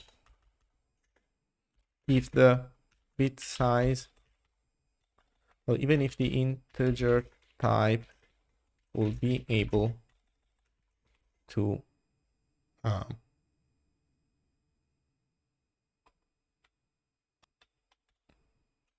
even if the integer type has more space. How do you say? we haven't filled the integer type. Even if the integer type has not reached a maximum, has not overflowed, Has I don't not know. reached. No, has not reached its max value. I wouldn't reuse the same. Oh, its limit.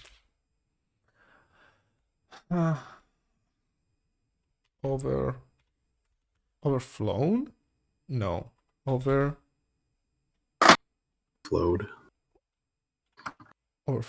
Okay. Overflowed.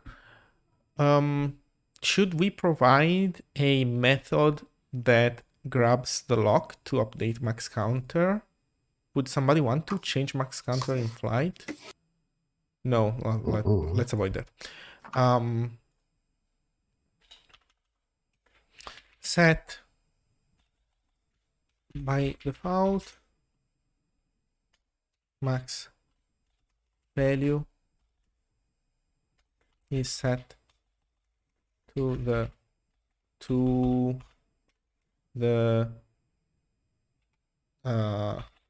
counter types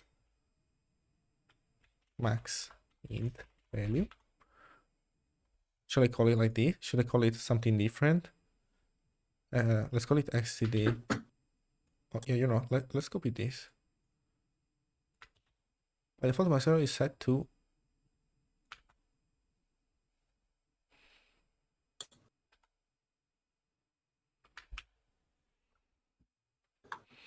okay. I think we explained everything. I think I want to get rid of these quotes. Yeah. So let's try it again. Yes.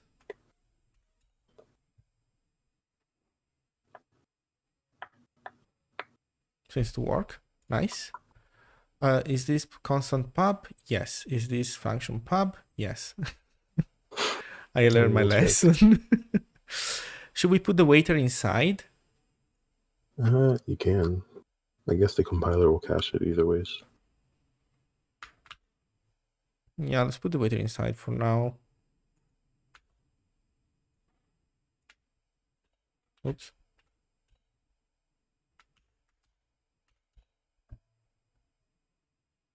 What did it do? Oh, you can't. You have to do like this. Hey, Caleb. Thank you for resubscribing. Why can't I refer to myself here? What's up? You can't do that if you're in a function scope, only in the global scope, or only in a struct scope. Can you refer to yourself? You have to use .this. Kind of weird. If I use this? Yeah, that'll work. Oops. With Prime, 5 months. Yep. Okay, so then the question becomes, I think I want to do this then. Put the counters at top, put then the mutex, then the waiters. You normally put self on top as well. Before you just leave that there. Normally it's at the top of the struct. You mean like this? No, it's like the very top. Like if you're looking at another struct somewhere. That's generic. No, they put it after. I think it's better to start with the properties first. Like ideally, I think it's best to have all the properties up there without interrupting them, which is not what loop does. But anyway, I think it's fine like this. The nice thing is that here's why I think this is the nicest. Waiter is first used here, and it has its definition right under. We don't use self yet. The point where we start using self is here, and then this is where we have the definition. I like this because like everything is closer to where its first use is. True. Okay, final test. Let's make sure we didn't break anything copy pasting stuff. Oh, not yet. Wait. What's up? Gotta export it, right? Export it? It's pub? And if it's a standard /event. Oh, yeah. Yeah.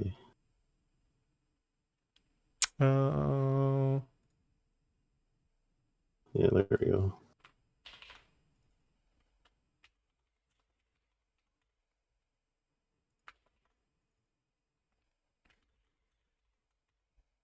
Oh, there's a group already. What does that do? Yeah, there's a group, but I think that group is something that doesn't have much to do with us. Kind of weird.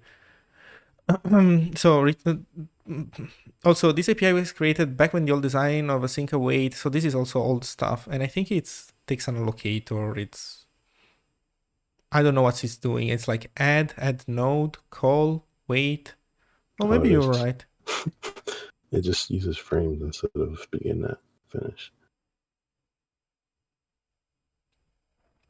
Whatever.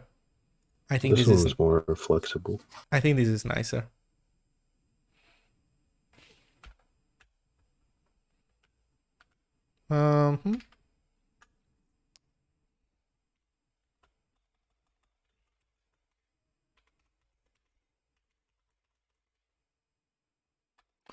Add WaitGroup to see event. Well, that's pretty much it. No?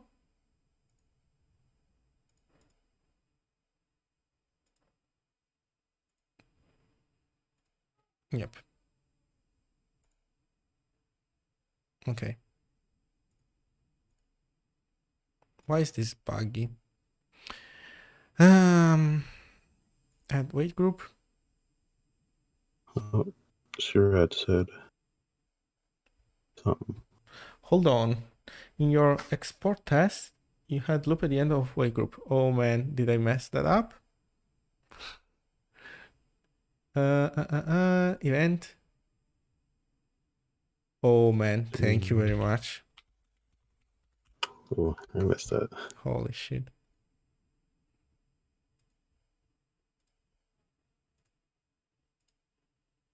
This application is so buggy.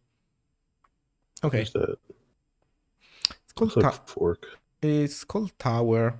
But they made a new one. They now want like a subscription model. I'm not going to pay a monthly subscription for a freaking what about a graphical Git interface.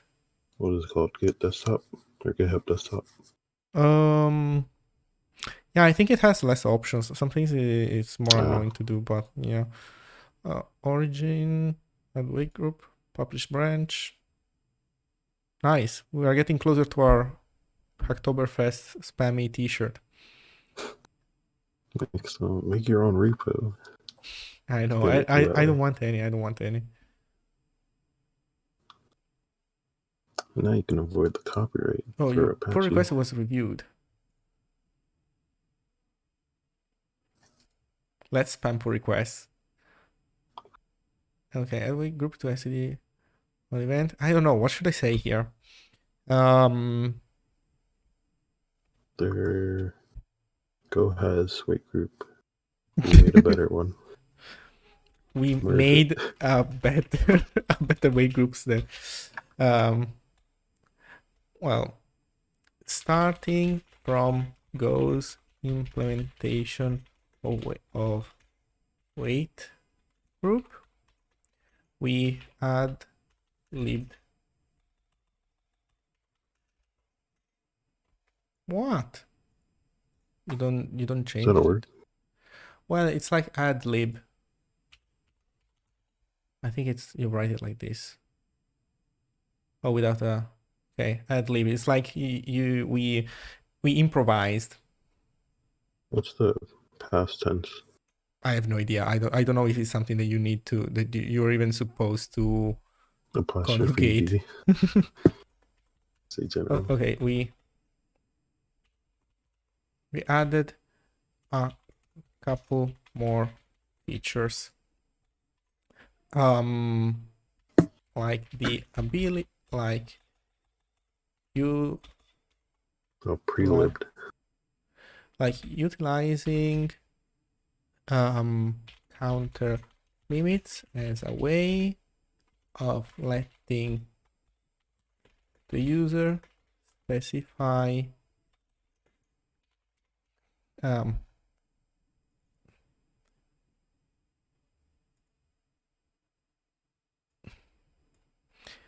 max number of in-flight tasks.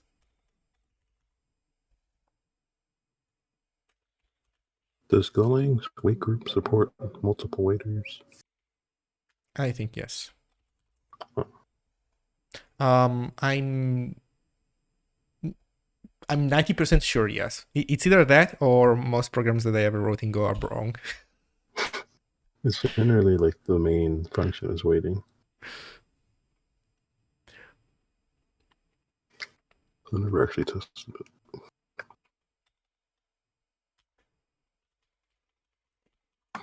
We just hit 420 in time. Oh yeah. Nice. Send.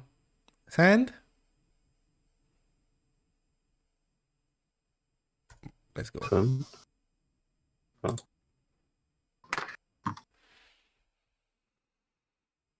Oof.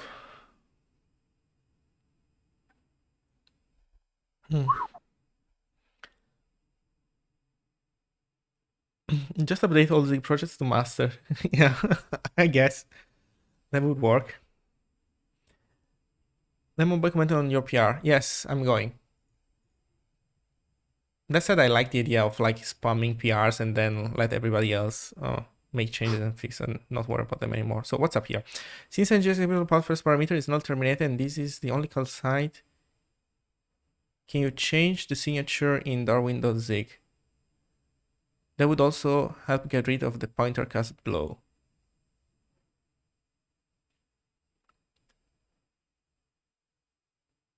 The signature in darwin.zig of what? Of ng? Yeah.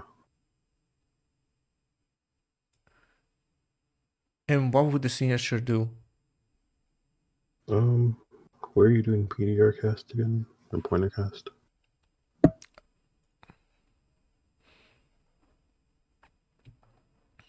I'm doing the pointer cast here. If you change, wait. I'm not sure I follow because here, this is just returning a error code. You mean the signature of what it grabs in input?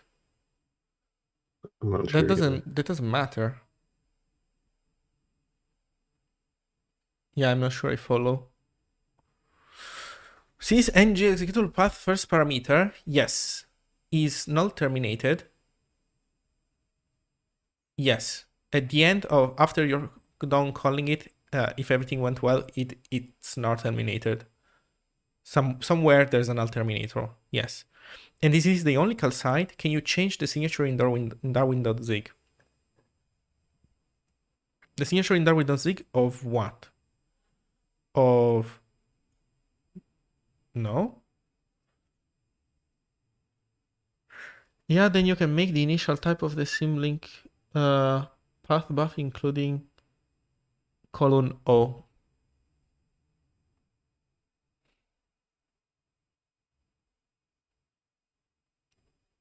Can you make terminated arrays? Is that what you're saying? That doesn't.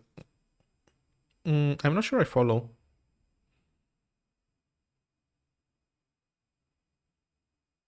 I could make a null terminated slice.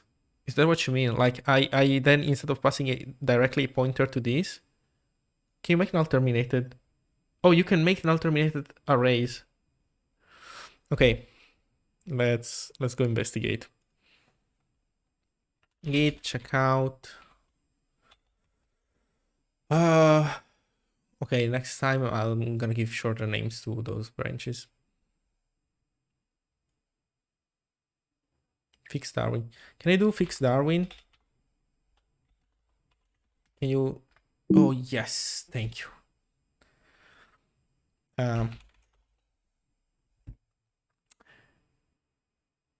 So we're looking at libstd.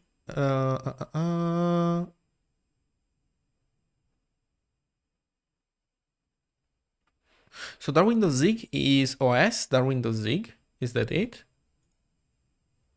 No, it's C Darwin.zig.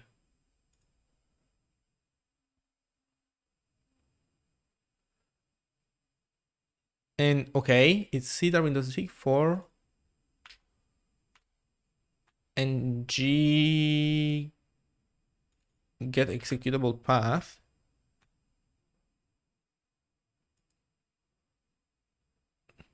So changing this to like this. Okay, I'm gonna try. I have no idea if this even makes sense. So I'm gonna press some buttons and then we'll see if this is gonna work. So I change it there. Then I go into. Oh, sorry. 1 minute. People ringing at the door.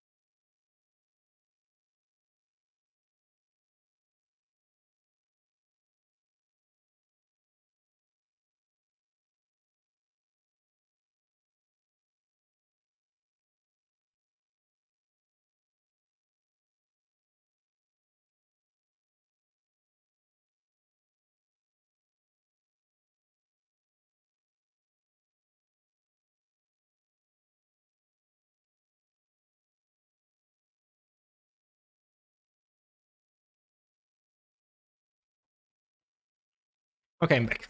Woo. Okay, so we say, let's say, pointer to stuff. There's a 0 somewhere, maybe, hopefully. Then we were in, the other file was stdfs, right? fs, and in here,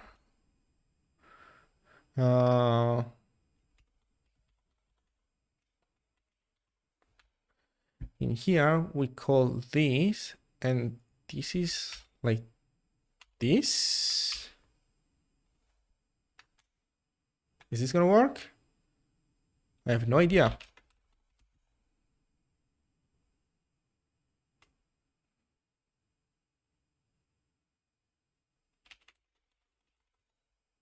I don't know what I'm doing. Same.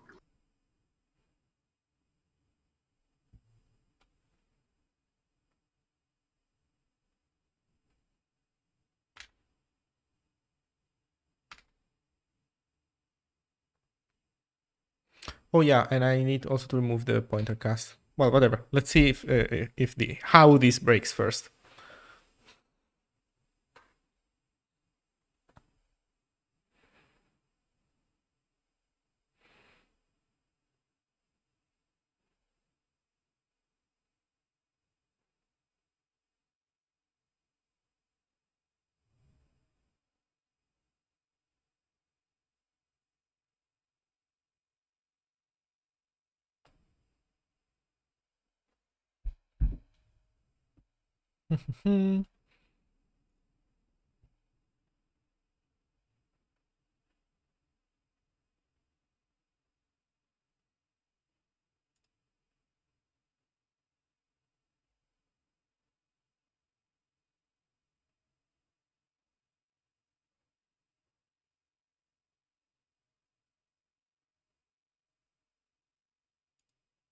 Nice.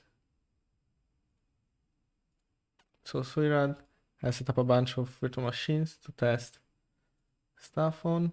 Nice. Nice, nice, nice. Nice. Nice.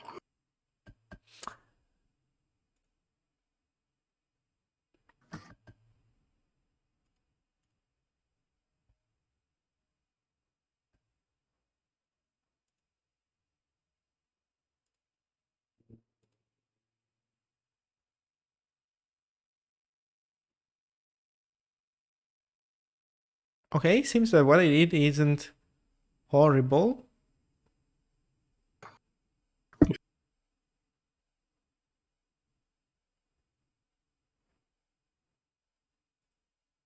Nice, it worked. So I guess I can get rid of this pointer cast now.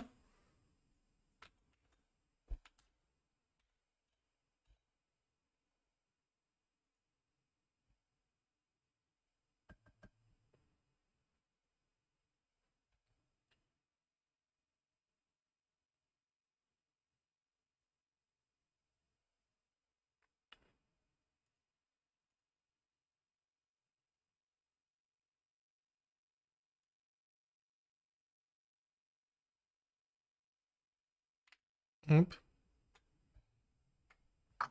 Hmm? No, nothing. I hit the terminal by mistake while I was watching Discord. So that's nice. Uh,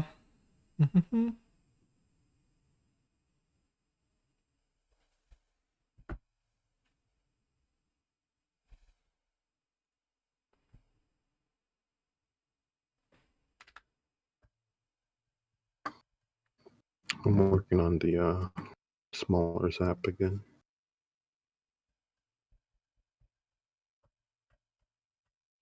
So what do you say if we meet again, maybe tomorrow or maybe whenever you can, and we do together the timer stuff? It's like you're gonna have to decide on what it's gonna look like because I have 3 ideas and I don't really have one in mind that's I don't better know. than all. Either there's one thread and all the timer stuff is on that one thread, each one has its own timer stuff and they can steal from each other. Or there's one thread and then each one has its own timer stuff and that one thread checks all the timers of other threads. I have no idea. I really have no that's idea. the type of things you have to discuss. But I'm making a smaller base so that you can reason about it easier instead of looking at all the optimized app stuff. So it seems everything works. Maybe just out of curiosity, we can try to run Zag. Yep, works. So I guess we can push and ask to Lemon Boy if this is okay.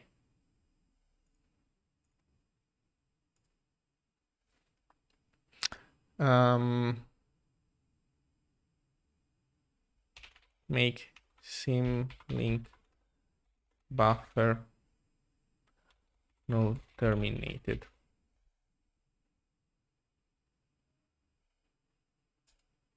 Commit, push. add, go on GitHub.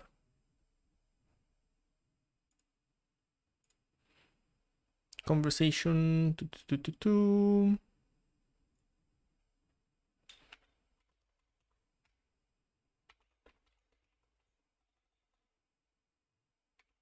Is this what she meant?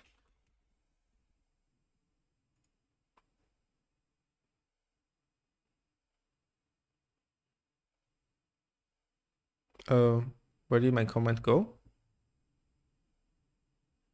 Did you make a comment? Okay, yeah. GitHub just didn't update.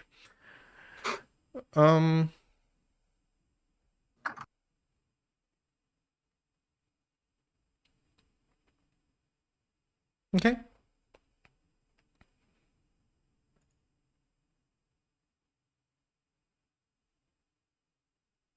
Nice.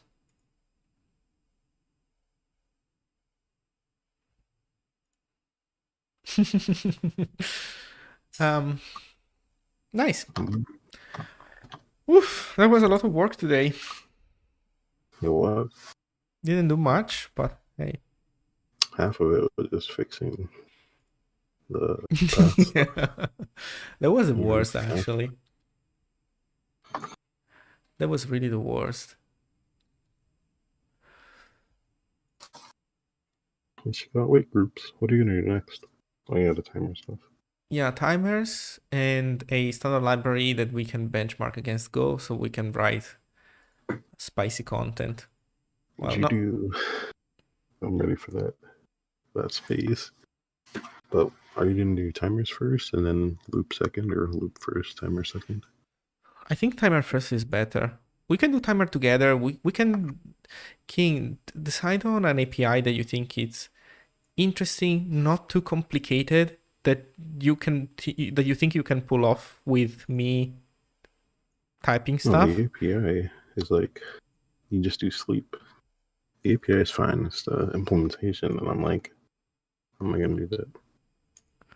Oh no, yeah. I agree. The API is easy, but I mean the architecture. Yeah, find an architecture that you think it's like a good balance between maybe something more satisfying than just spawn a thread and sleep in there, but not too complicated, so we can actually pull it off on stream. We commit that. We push examples on Zig Learn, and I don't know. Maybe one thread. Just do the current one. Like one thread has all the timer stuff, and then remember I showed you the algorithm before. Mm-hmm. Yeah. But then like single threaded. So. But can you be here to? Yeah, we can put a compile error for single threaded. Can you be here to babysit me? When? You told me. Saturday. About the same time I'll work. Saturday about the same time. Or Sunday. We can do that if I do all my homework for Showtime. We can do that. Okay. Saturday around the same time, which is what, 9, 10 a.m. for you? What is that for you? What is 19? Can't read your. I think I started at 3 p.m. So then it should be 9 a.m. for stream you. At like it is 12. Now, you mean now it's 12? I've been live for 4 hours and a half, more or less. You started at 1, 2. Yeah, around 9 or 8. Yeah, 9 or 8. Yeah, I started earlier, but you arrived later. You arrived after. I can do anything from. What is it time for you right now? It's like 7. Right. Yeah, right now it's 7:37. So then I can do your time 5 to like midnight. Ooh. We have Showtime on Saturday. On both days. Including both Saturday and Sunday. Sunday. Okay. Maybe that's something nice for Sunday. So if you are okay with this, maybe I can even announce that on Showtime. What do you think? Nah. I like to keep it. Actually, wait. I might change my mind later. I don't know at this point. Okay, well, okay, so no Showtime announcement, but if on Sunday you're alive, let me know. Yeah. That should be good. Like Okay. the whole Sunday. Okay, maybe we can add also somebody else in here. You know what? I think it's a good idea to have Get more people. yeah. Bounce So we off have ideas. live coding on Twitch. We keep it. No. No. Wait. That's not what I wanted to do. 1 second. Okay, I'm back. King, no, come back. King. I lost King. Oh, he's up there. Why is he up there? King? There you go. Hey, sorry. I don't know why I joined the channel by mistake one instead of editing it. Controlling this computer over the network was fine until a while ago. I don't know why now it's super laggy, even though I'm on the 5 gigahertz network. So, like, my mouse keeps stopping. It's so stupid. Is this remote? Yeah. Or is this like It's local? no, it's not the mouse. It's my wireless network, and I think the 2.4 gigahertz for some reason has less interference, which is weird because that's not supposed to be the case. I think it's my super old MacBook that has God knows what issues. You'd be just on a really not talked on channel. So we can make a channel where we say that not everyone can speak or stream.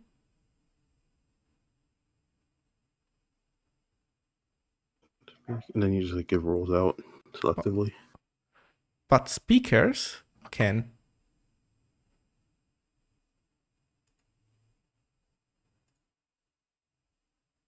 They cannot video share though. So speakers can. Everybody else can only connect. They have to be muted. Ha ha ha. Or you know what? No, they can't connect either. Speakers can connect. They can speak. That's nice. Ooh. So everybody can. So the speakers can join if they want. I think that's a nice idea. Surad. Oh man. Yeah, actually, why are you not a speaker? Damn it. So, you know what? Okay, let's do it like this. Let's do the same for Twitch supporter. This haze comes in here. Starts playing random music. Well, we'll address the issue then, in that case, I guess. So Surad, if you want to connect, I think you can now. Q no longer excluded. I still kind of almost want to special case you, nypsiee. Why don't you want to give a talk? I paid you a sandwich once a month. Yeah, you're right. You're right. Please give a talk. Come on. Think of something. Give back to the community. I want a proper topic. You have to think about it. If you want, you can. If you want, you can come on stream right now, and we can brainstorm together.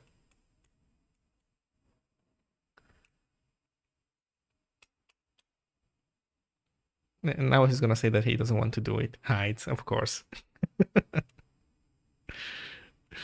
Oh man.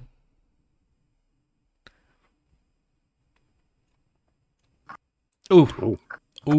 Hello, pin. Okay.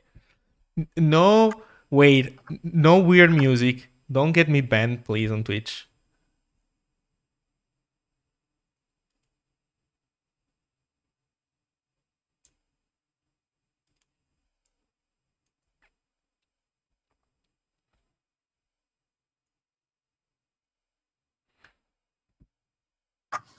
What if the speaker wants to share their screen? So like do the drawing thing.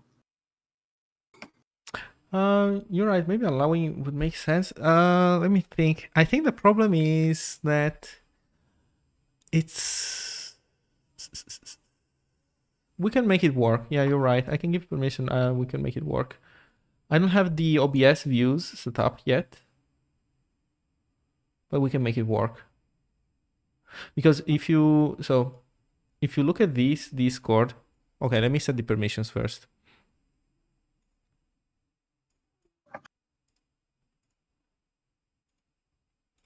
So if you look, I'm not connected in voice with this Discord here. This is the Discord on the Mac laptop. I'm connected from the Discord on my main machine, which is what is running OBS and everything else, where I'm doing all the audio mixing and everything else. Because if I join from that Discord, you will only be able to hear me through the laptop microphone, which is not good at all. So I would have to set up a view in OBS where I can switch to the Discord on my local machine, but it's doable. That's actually what I do for Showtime. So I just have to set that up.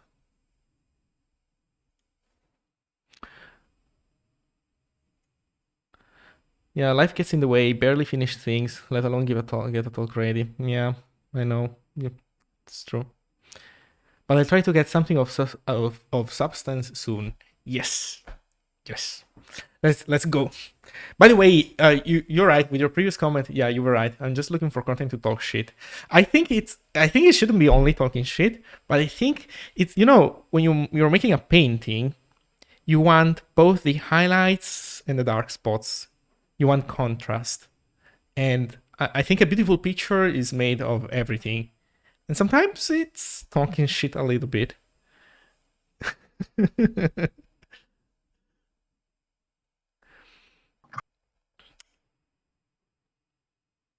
So nypsiee ghosted us.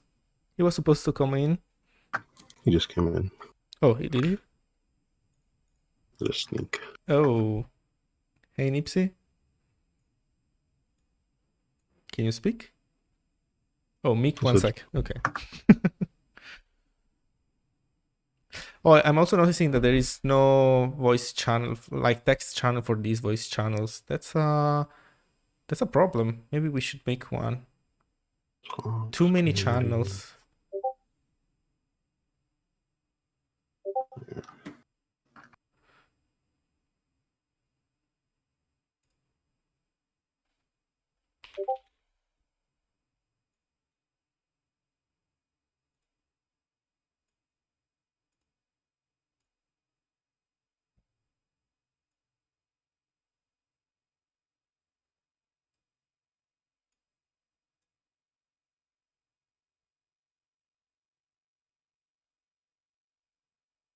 I don't know. Discord design is complicated.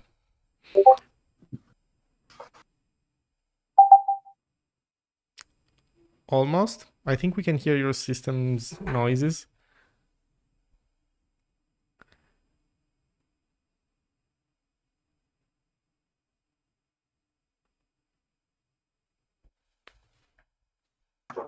Mm.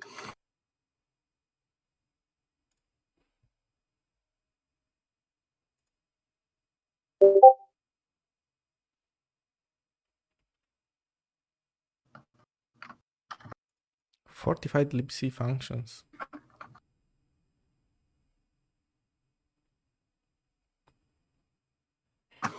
We can wait. He said he's going back to. I should just go back to Windows. What are you on now? Linux? Yeah. Okay. I don't know. Somehow you were able to configure as a microphone, I think, your system sound.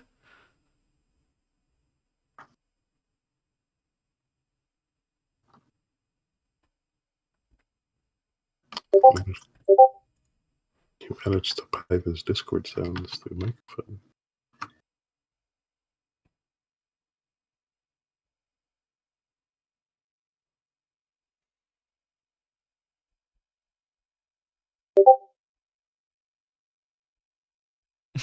Maybe just have to restart Discord, okay? Good luck. No, we still hear your system sound. I think you have the wrong device selected.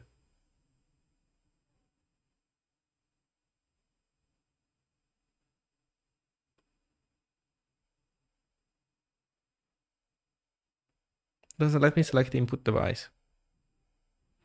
No idea. Blame systemd. It's always a nice default.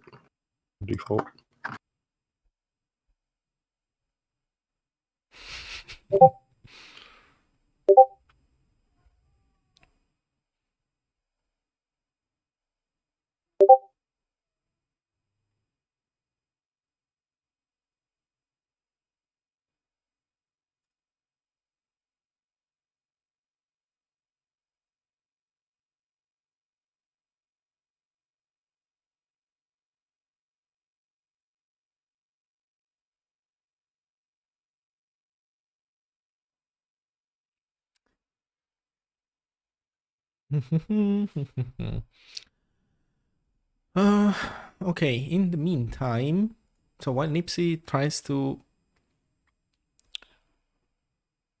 fix everything, why is my mouse? Oh my god, now my mouse is lagging. Whoa. Whoa, why is it lagging so much? Oh, Showtime peaks. So I really think I need to... Oh my god. Let's go back to 5G. I probably need to reboot that Mac laptop. I have an uptime of more than a year.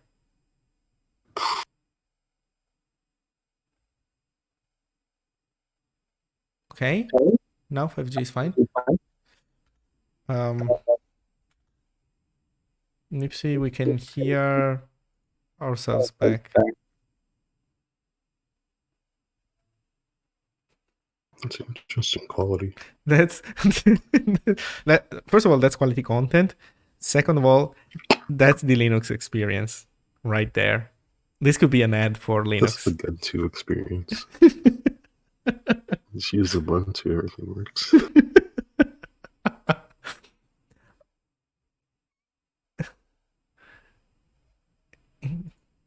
Yeah. 60% of the time works every time.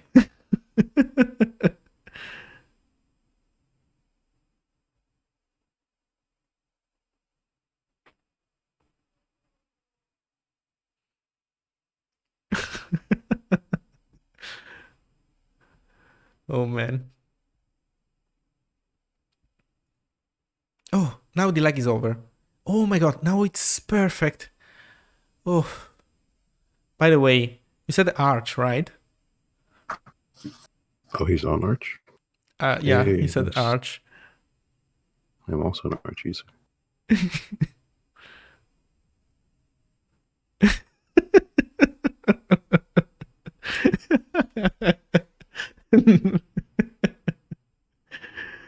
Oh man. Oh, that's Linux experience.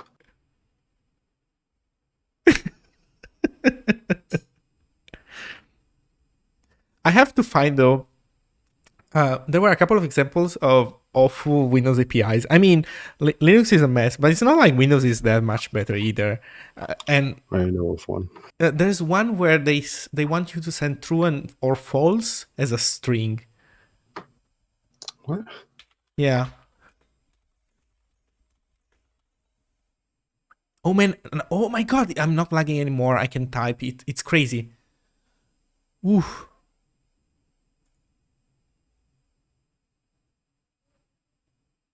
Want to check. Oh. Welcome. Did it. We did it, Reddit. We did it.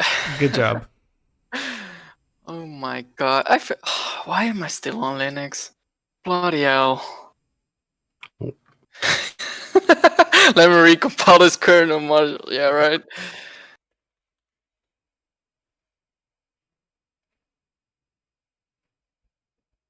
Had to restart Pulse. I don't know what I did.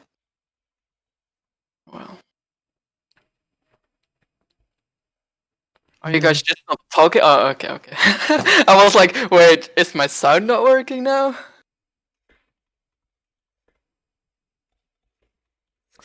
So Windows Boolean string, I don't know, awful API. I swear there was one.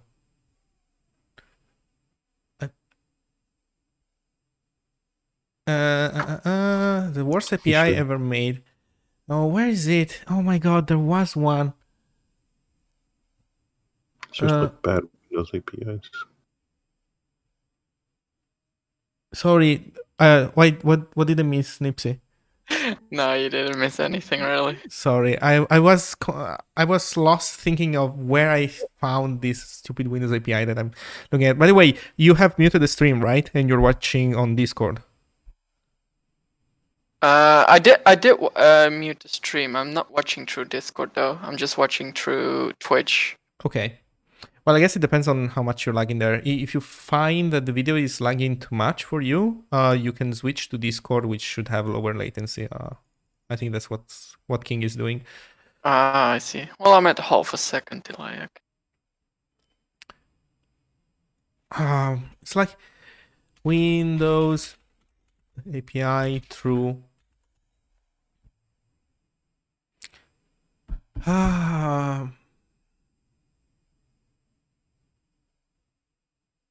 I don't even know how to express that, but it's out there. I know. I remember. Bad Windows. As always, bad Windows APIs. How big is a bool? When Win32 returns a bool, that isn't Like true on bad success. 32.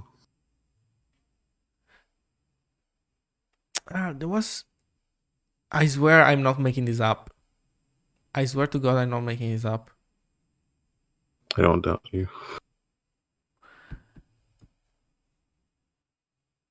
True means that such a result has included string true. Yeah, I know, but should I use like double quotes or what? That's exact match. Oh, I know of one. There's like write file scatter or something like that. Or write file gather. It's like Windows Boolean API. There should be also collections where like articles where they list all these awful APIs, because I think that's where I found it. You know what? I could probably find something like this on my computer, probably by looking at my chat history with some people. So let's try here, search Microsoft.com.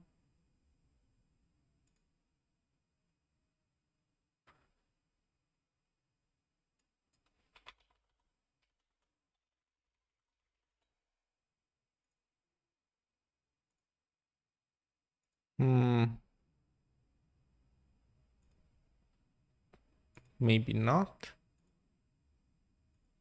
So what are doc websites from Microsoft? There's docs.microsoft.com. Then what else is there? There's MSDN. MSDN or MDSN? MSDN. MSDN, okay. Microsoft Developer Network, something like that. Right. Microsoft Developer Network.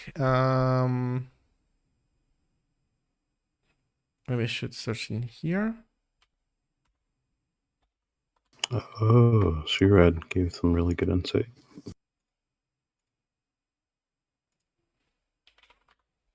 MDSN, no.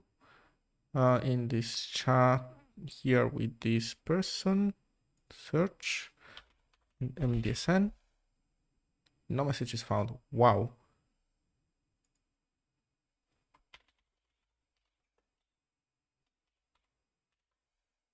Interesting. So no, I never wrote anything with MDSN in it. Crazy. I don't know. Can't find it. But it's out there. It's like the Sasquatch. MSDN. I swear it's out there. Need to access Win32 Bool. Windows API. argument boolean string, something like this. Why isn't anybody complaining about this? Like, come on, it's absurd. More people should complain about this. Probably like no one uses it. Why? Such a nice API. I don't know. So Okay, let's read comments. I went through a Windows exploitation class, and in covering all the different WinAPI, registry, FS networking, you can just feel that things were made by different teams, and that's why Windows.h is massive. Like, every team has its own redefinitions of the same things. They change how they handle in and out args. Some use single massive structs, others use like 5+ medium-sized structs. Plus, they add anything. If they add anything, they add a new function and have the old function just be a wrapper, keeping the old behavior. Yeah. If you're looking for something, add MSDN to your search. I think there were two APIs that I think were particularly interesting. One was that the result meant, like, they would return true and false, and the result meant the opposite of what the function API, like, I think the function API was like, enable this feature, and when you call enable this feature with, and you pass it true, it disables it, and when you pass it false, it enables it. Like, the function was completely fucked up, but then the documentation would tell you what the right usage was. Nice. Oh, is this it, King? No, it's a different one, but it still sucks. Okay, retrieves data from an array of buffers and writes the data to a file. Okay, what is particularly bad about it? The stuff that it writes to, the segment element, everything has to be page aligned. Why? Read each buffer part.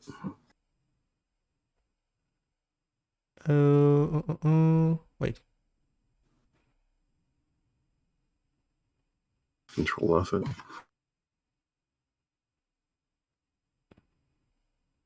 Yeah, it's under a segment array. Yeah, so the array must contain enough elements to store blah, blah, blah. Each buffer must at least the size of a system memory page and must be aligned on a system memory page size boundary. Yeah, that means you can't write like 2 bytes and 5 bytes. You have to write 4K and another 4K or 8K and no in between.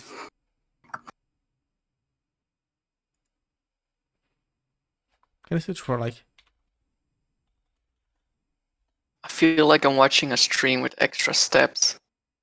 Yes. Well, you are participating, so you can make the content more interesting.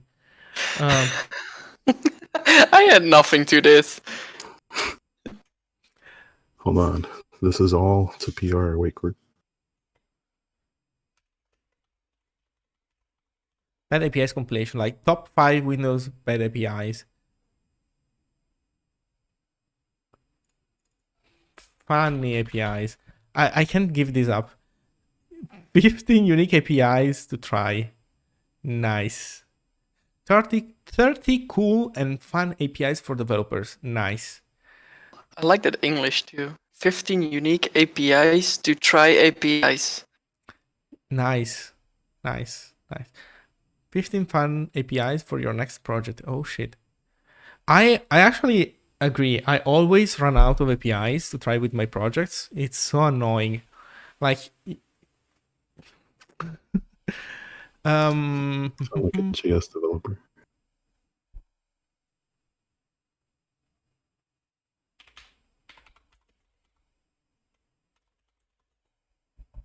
there should be one. So there's this post by Casey, but I don't think it covers what I'm thinking about. Let's see this one. WinAPI, what the fuck they were thinking. Oh, I like this title. Any link? I don't see any link.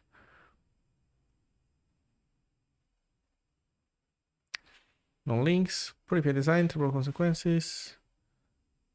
Okay, that's a book or whatever. Worst API ever made. Event tracing for Windows, but I don't want like bad for real serious reasons that somebody like got something wrong and the consequences are horrible and there was like a super elegant solution that they missed. I want like the crazy stupid stuff that makes you facepalm super hard. Starting the trace. I guess the level of facepalm is based on how much you know about the API. 8 reasons your API suck. A critique of the Windows application. Why are Microsoft APIs and their documentation so bad? So true. That's a good question. Every day I have to work with the Graph API and the PowerShell API, and it's such a pain in the ass. Some stuff is supported in one, and some stuff is supported in the other one. I seriously can't believe that I can't find anywhere any mention of that API.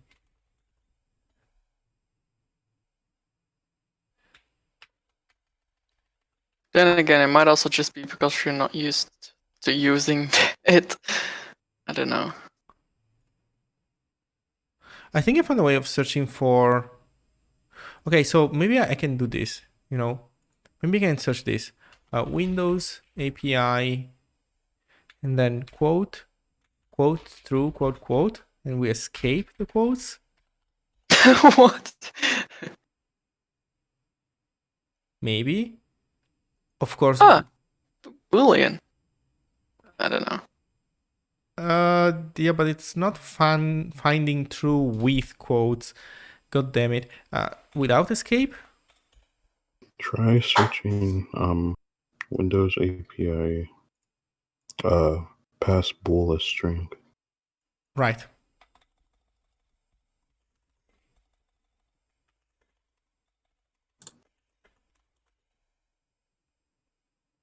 Convert.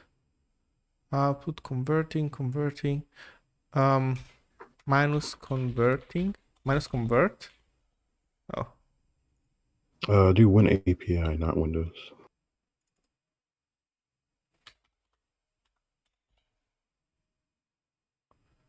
How to pass Boolean by reference. What? Command strings using external functions, interoperability, prototype assistance.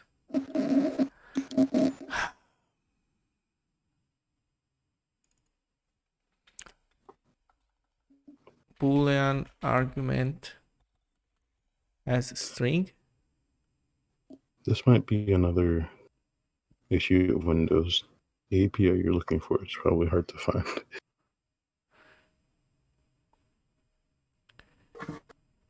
Oh yeah, those cursed. By the way, I'm not sure if it's... I don't even know what the difference is, but I'm not even sure WinAPI. WinAPI is one of different things, right? Or maybe it's this one. WinAPI is the user level C stuff. No, you see, this has a Boolean value. Like, this is boring. Windows API looks like anything C# or anything Windows. Mm-hmm.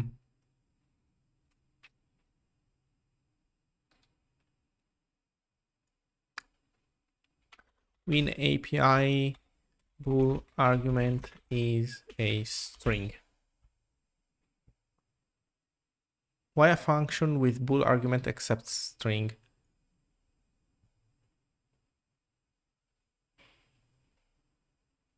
What are these people doing? What? But why? Oh, okay, no, I guess here is complaining just because this is a pointer, I guess, and it gets cursed to an... I don't know.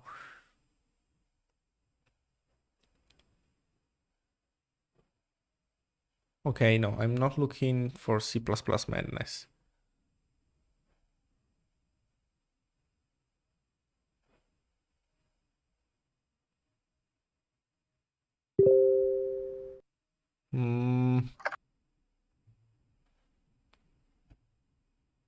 Oh? No. So let's see what other options we have. Boolean API, blah blah blah, trim chars, return stories. This thing is covered.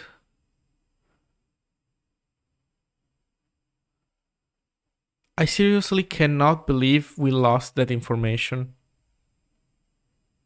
It's gone to the void.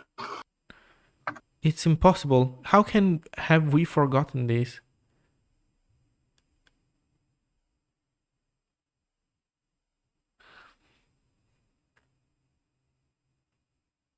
Oh, Firefox has a 4-line PR. Let's see.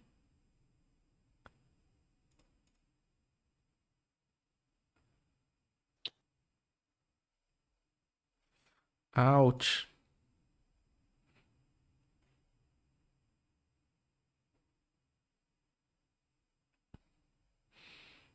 Ouch. Mark as spam. Where's the spam label?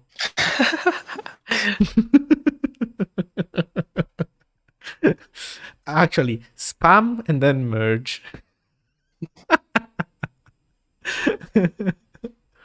Or just keep it in draft. They will also not count, I think. Apparently, no, you don't have to merge them. As long as you don't mark them as spam, they will count. Yeah, but drafts itself also don't count. Oh, I see. I'm about to go. Yeah, I think I'll need to take a moment to really retrace my steps and how I was able to find that thing. It's a shame that we can't find it. It was so hilarious. I feel like it really exists. I swear I saw it. I swear I saw. I didn't have a camera with me at the time, but I saw it. I swear. See ya. Well, yeah. Bye, King. Bye. I think it's time also for me to have dinner. Well, I finally come online and yeah, I know. So just kidding. What do you want to talk about? Yeah, that's the problem. Like I remember us discussing this before, but I don't know. I don't really think people are that interested into listening to me talking about how I started learning Zig and why I think Zig is the best also language ever. A good language for high level and not just for systems programming. Yeah.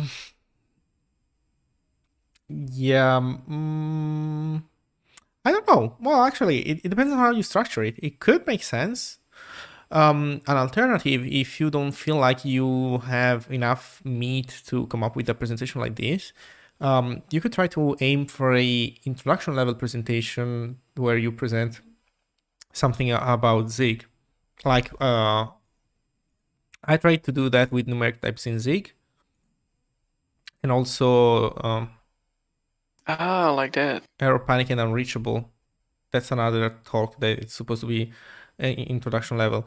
For example, this is a when to use what, but I don't get too much into detail. And like, okay, using Panic, it's easy. Using Unreachable, once you understand it, it's just a keyword. But for example, errors, they have a lot of mechanics. And I'm not covering that in this presentation. So if you wanted, you could make a presentation on how do errors work and how you use them in Zig. And clearly, you know how that works, and people in Discord know also. But people from the outside, they don't know how errors work in Zig. And it's kind of unique, right? So that's a worthwhile presentation. That's true. Yeah. Or I could do something similar here, but then like a specific feature of Zig that you don't really see much in other languages, I suppose. Like Alex did with time.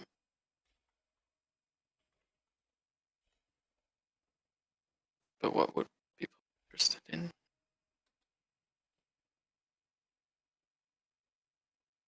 I also don't really feel like I made anything really that interesting so far. Like I got my own language, but then again we hint have something this weekend. Mm-hmm. I don't know. Didn't do that. I didn't really. Yeah, it's still like a lot of high level stuff that I did basically. So nothing wow. Well, think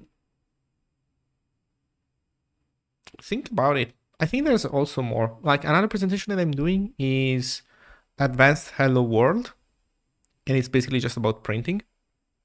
And I don't know if I'm going to cover also std.log. I think std.log might deserve its own presentation. Actually, maybe iFreund would like to do that. Yeah, I can imagine. I would have to ask. Also feel like it's not big enough for a whole presentation though. I think it might fit within your printing presentation, but that's me. I don't know. I don't know what kind of users actually are watching. Do you have like any statistics on it? Like, are they really new to programming in general? I feel like a lot of people that do watch Showtime, even the ones that do not have experience with Zig, may already have quite some experience with programming in general. So the point on that is, well, no, I don't have statistics for who is watching live. But I would tend to agree. Who is watching live is probably on average somebody that is fairly advanced. I would still say that Zig has some peculiarities also when it comes to just printing. We don't have just a normal print function, right? So that's one thing. True. That's true, yeah. That definitely threw me off the first time. Yeah, but here's, I think, the key to this. I think if you are doing an introduction level talk, the point is not necessarily to make something of extreme interest to who is watching live, but it's for the video that then is out there and it's a little bit of learning material for Zig since we don't have much. So I think that like those type of talks, they're the reason that like the reason why they exist is mostly being video more than just a live thing. Yeah, that's true. I mean, yeah, they will also be on YouTube, so I suppose a lot of people will be checking out that as well. And it doesn't matter if, like, you can, I think you can and you should try to make it a little bit interesting for also more seasoned people. And I think there's always a way to do that. But so that you don't do something that is maybe super boring. But that said, I think that really at least the way I'm looking at that at this presentation that I'm making is give something to watch for newcomers that don't know much about Zig, and they maybe are not super interested in Zig yet. Like they don't feel like they want to go on the website and read everything. So maybe a video will ease them into one specific feature, and maybe it captures their attention, and they decide to want to learn more. Yeah, it might be a good idea. Could maybe tell them how I went from a newbie to making my first PR in stage 2. Maybe. Yeah. Yeah, these are all possibilities. So okay. I'll think more about it again. Yeah. I swear to God, I need to find a link to that stupid API. I'm not going to be able to sleep and go on with my life knowing that this API is out there and people don't know about it. The world has to know. I mean the one with the enable one? No, that one was pretty stupid, but the one that uses string true and false, that one is evil.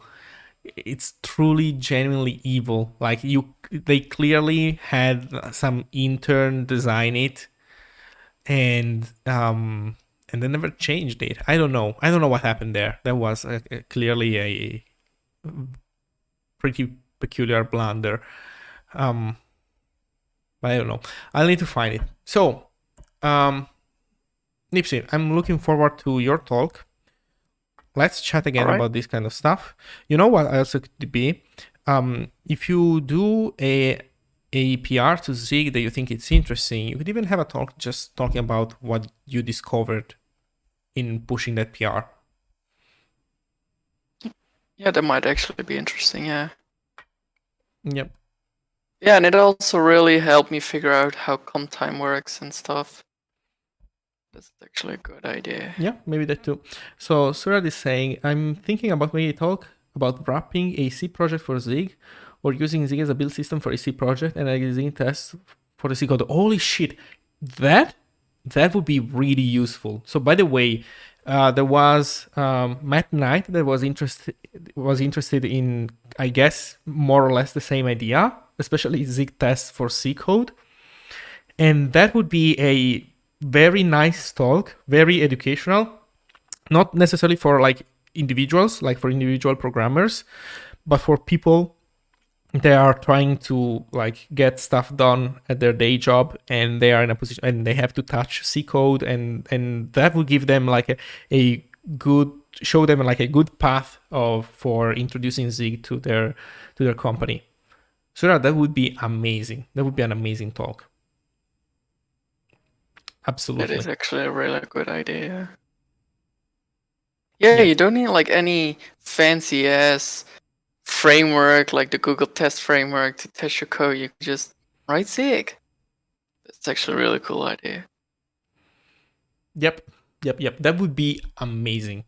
I would love to, like, if we had a talk like that, I would probably start linking it in every email that I send out after 0.8. Oh yeah, also another thing. I'm working on some Zig plushies. So I'm trying to figure out if people are interested in that. How? I'm trying to get the you know how we have like Ziggy and Zero, right? Mm-hmm. But there's like a ton of manufacturers who produce custom plushies. So I was thinking of getting, well, first it was just for myself, but then XQ was like, oh, I want one too. So now I made this Google Forums, and I was going to ask you, but since I'm talking to you right now anyway, if we could perhaps like put it in one of the next mailing lists and maybe ask around on Discord if people are interested in a plushie, and then I will get them manufactured. Well, we first have to decide on a design based on either Ziggy or Zero. Mm-hmm. Mm-hmm. Then get it manufactured. I'll get them all sent to me. Nice. We do a nice group buy. Sorry, what? We do a group buy. A group buy? What do you mean? Well, like for mechanical keyboards, for example, they do this kind of stuff. Like the manufacturer, there's this idea of producing a particular keyboard, mechanical keyboard layout. So a group of people fill a Google form to show interest, and then they do basically what you are describing. Yeah. Well, yeah, that's exactly the plan. And then people can register for it, and then all they have to do is pass me the funds needed for the shipping and for the manufacturing costs, and then I'll ship it to them, and then everybody can have a Zig plushie. Yeah, that would be super cool. Right? I'm up for it. And yeah, and especially like the price of just one plushie is about the same or probably even more than the price of 100 plushies. So might as well get some people to join in. Makes sense. Yeah, more info on that soon. Okay. Yeah, let me know. I'll be happy to put that in the next newsletter. If you want, I can also mention that on Showtime. That would be totally fine, I think. Yeah, that would be really cool. Okay. I think we can synchronize on that later then. That's awesome. Great. Well, I think I'm gonna stop the stream here then. 5 hours and a half almost. Oof, that's a lot of time. Yeah, enjoy your dinner. Yeah, thank you. So, anything else you want to say to the stream, nypsiee? Hi, stream. Hi, mom. Just kidding. Okay, then. Have a good evening, all. Yep. Bye-bye. Bye-bye.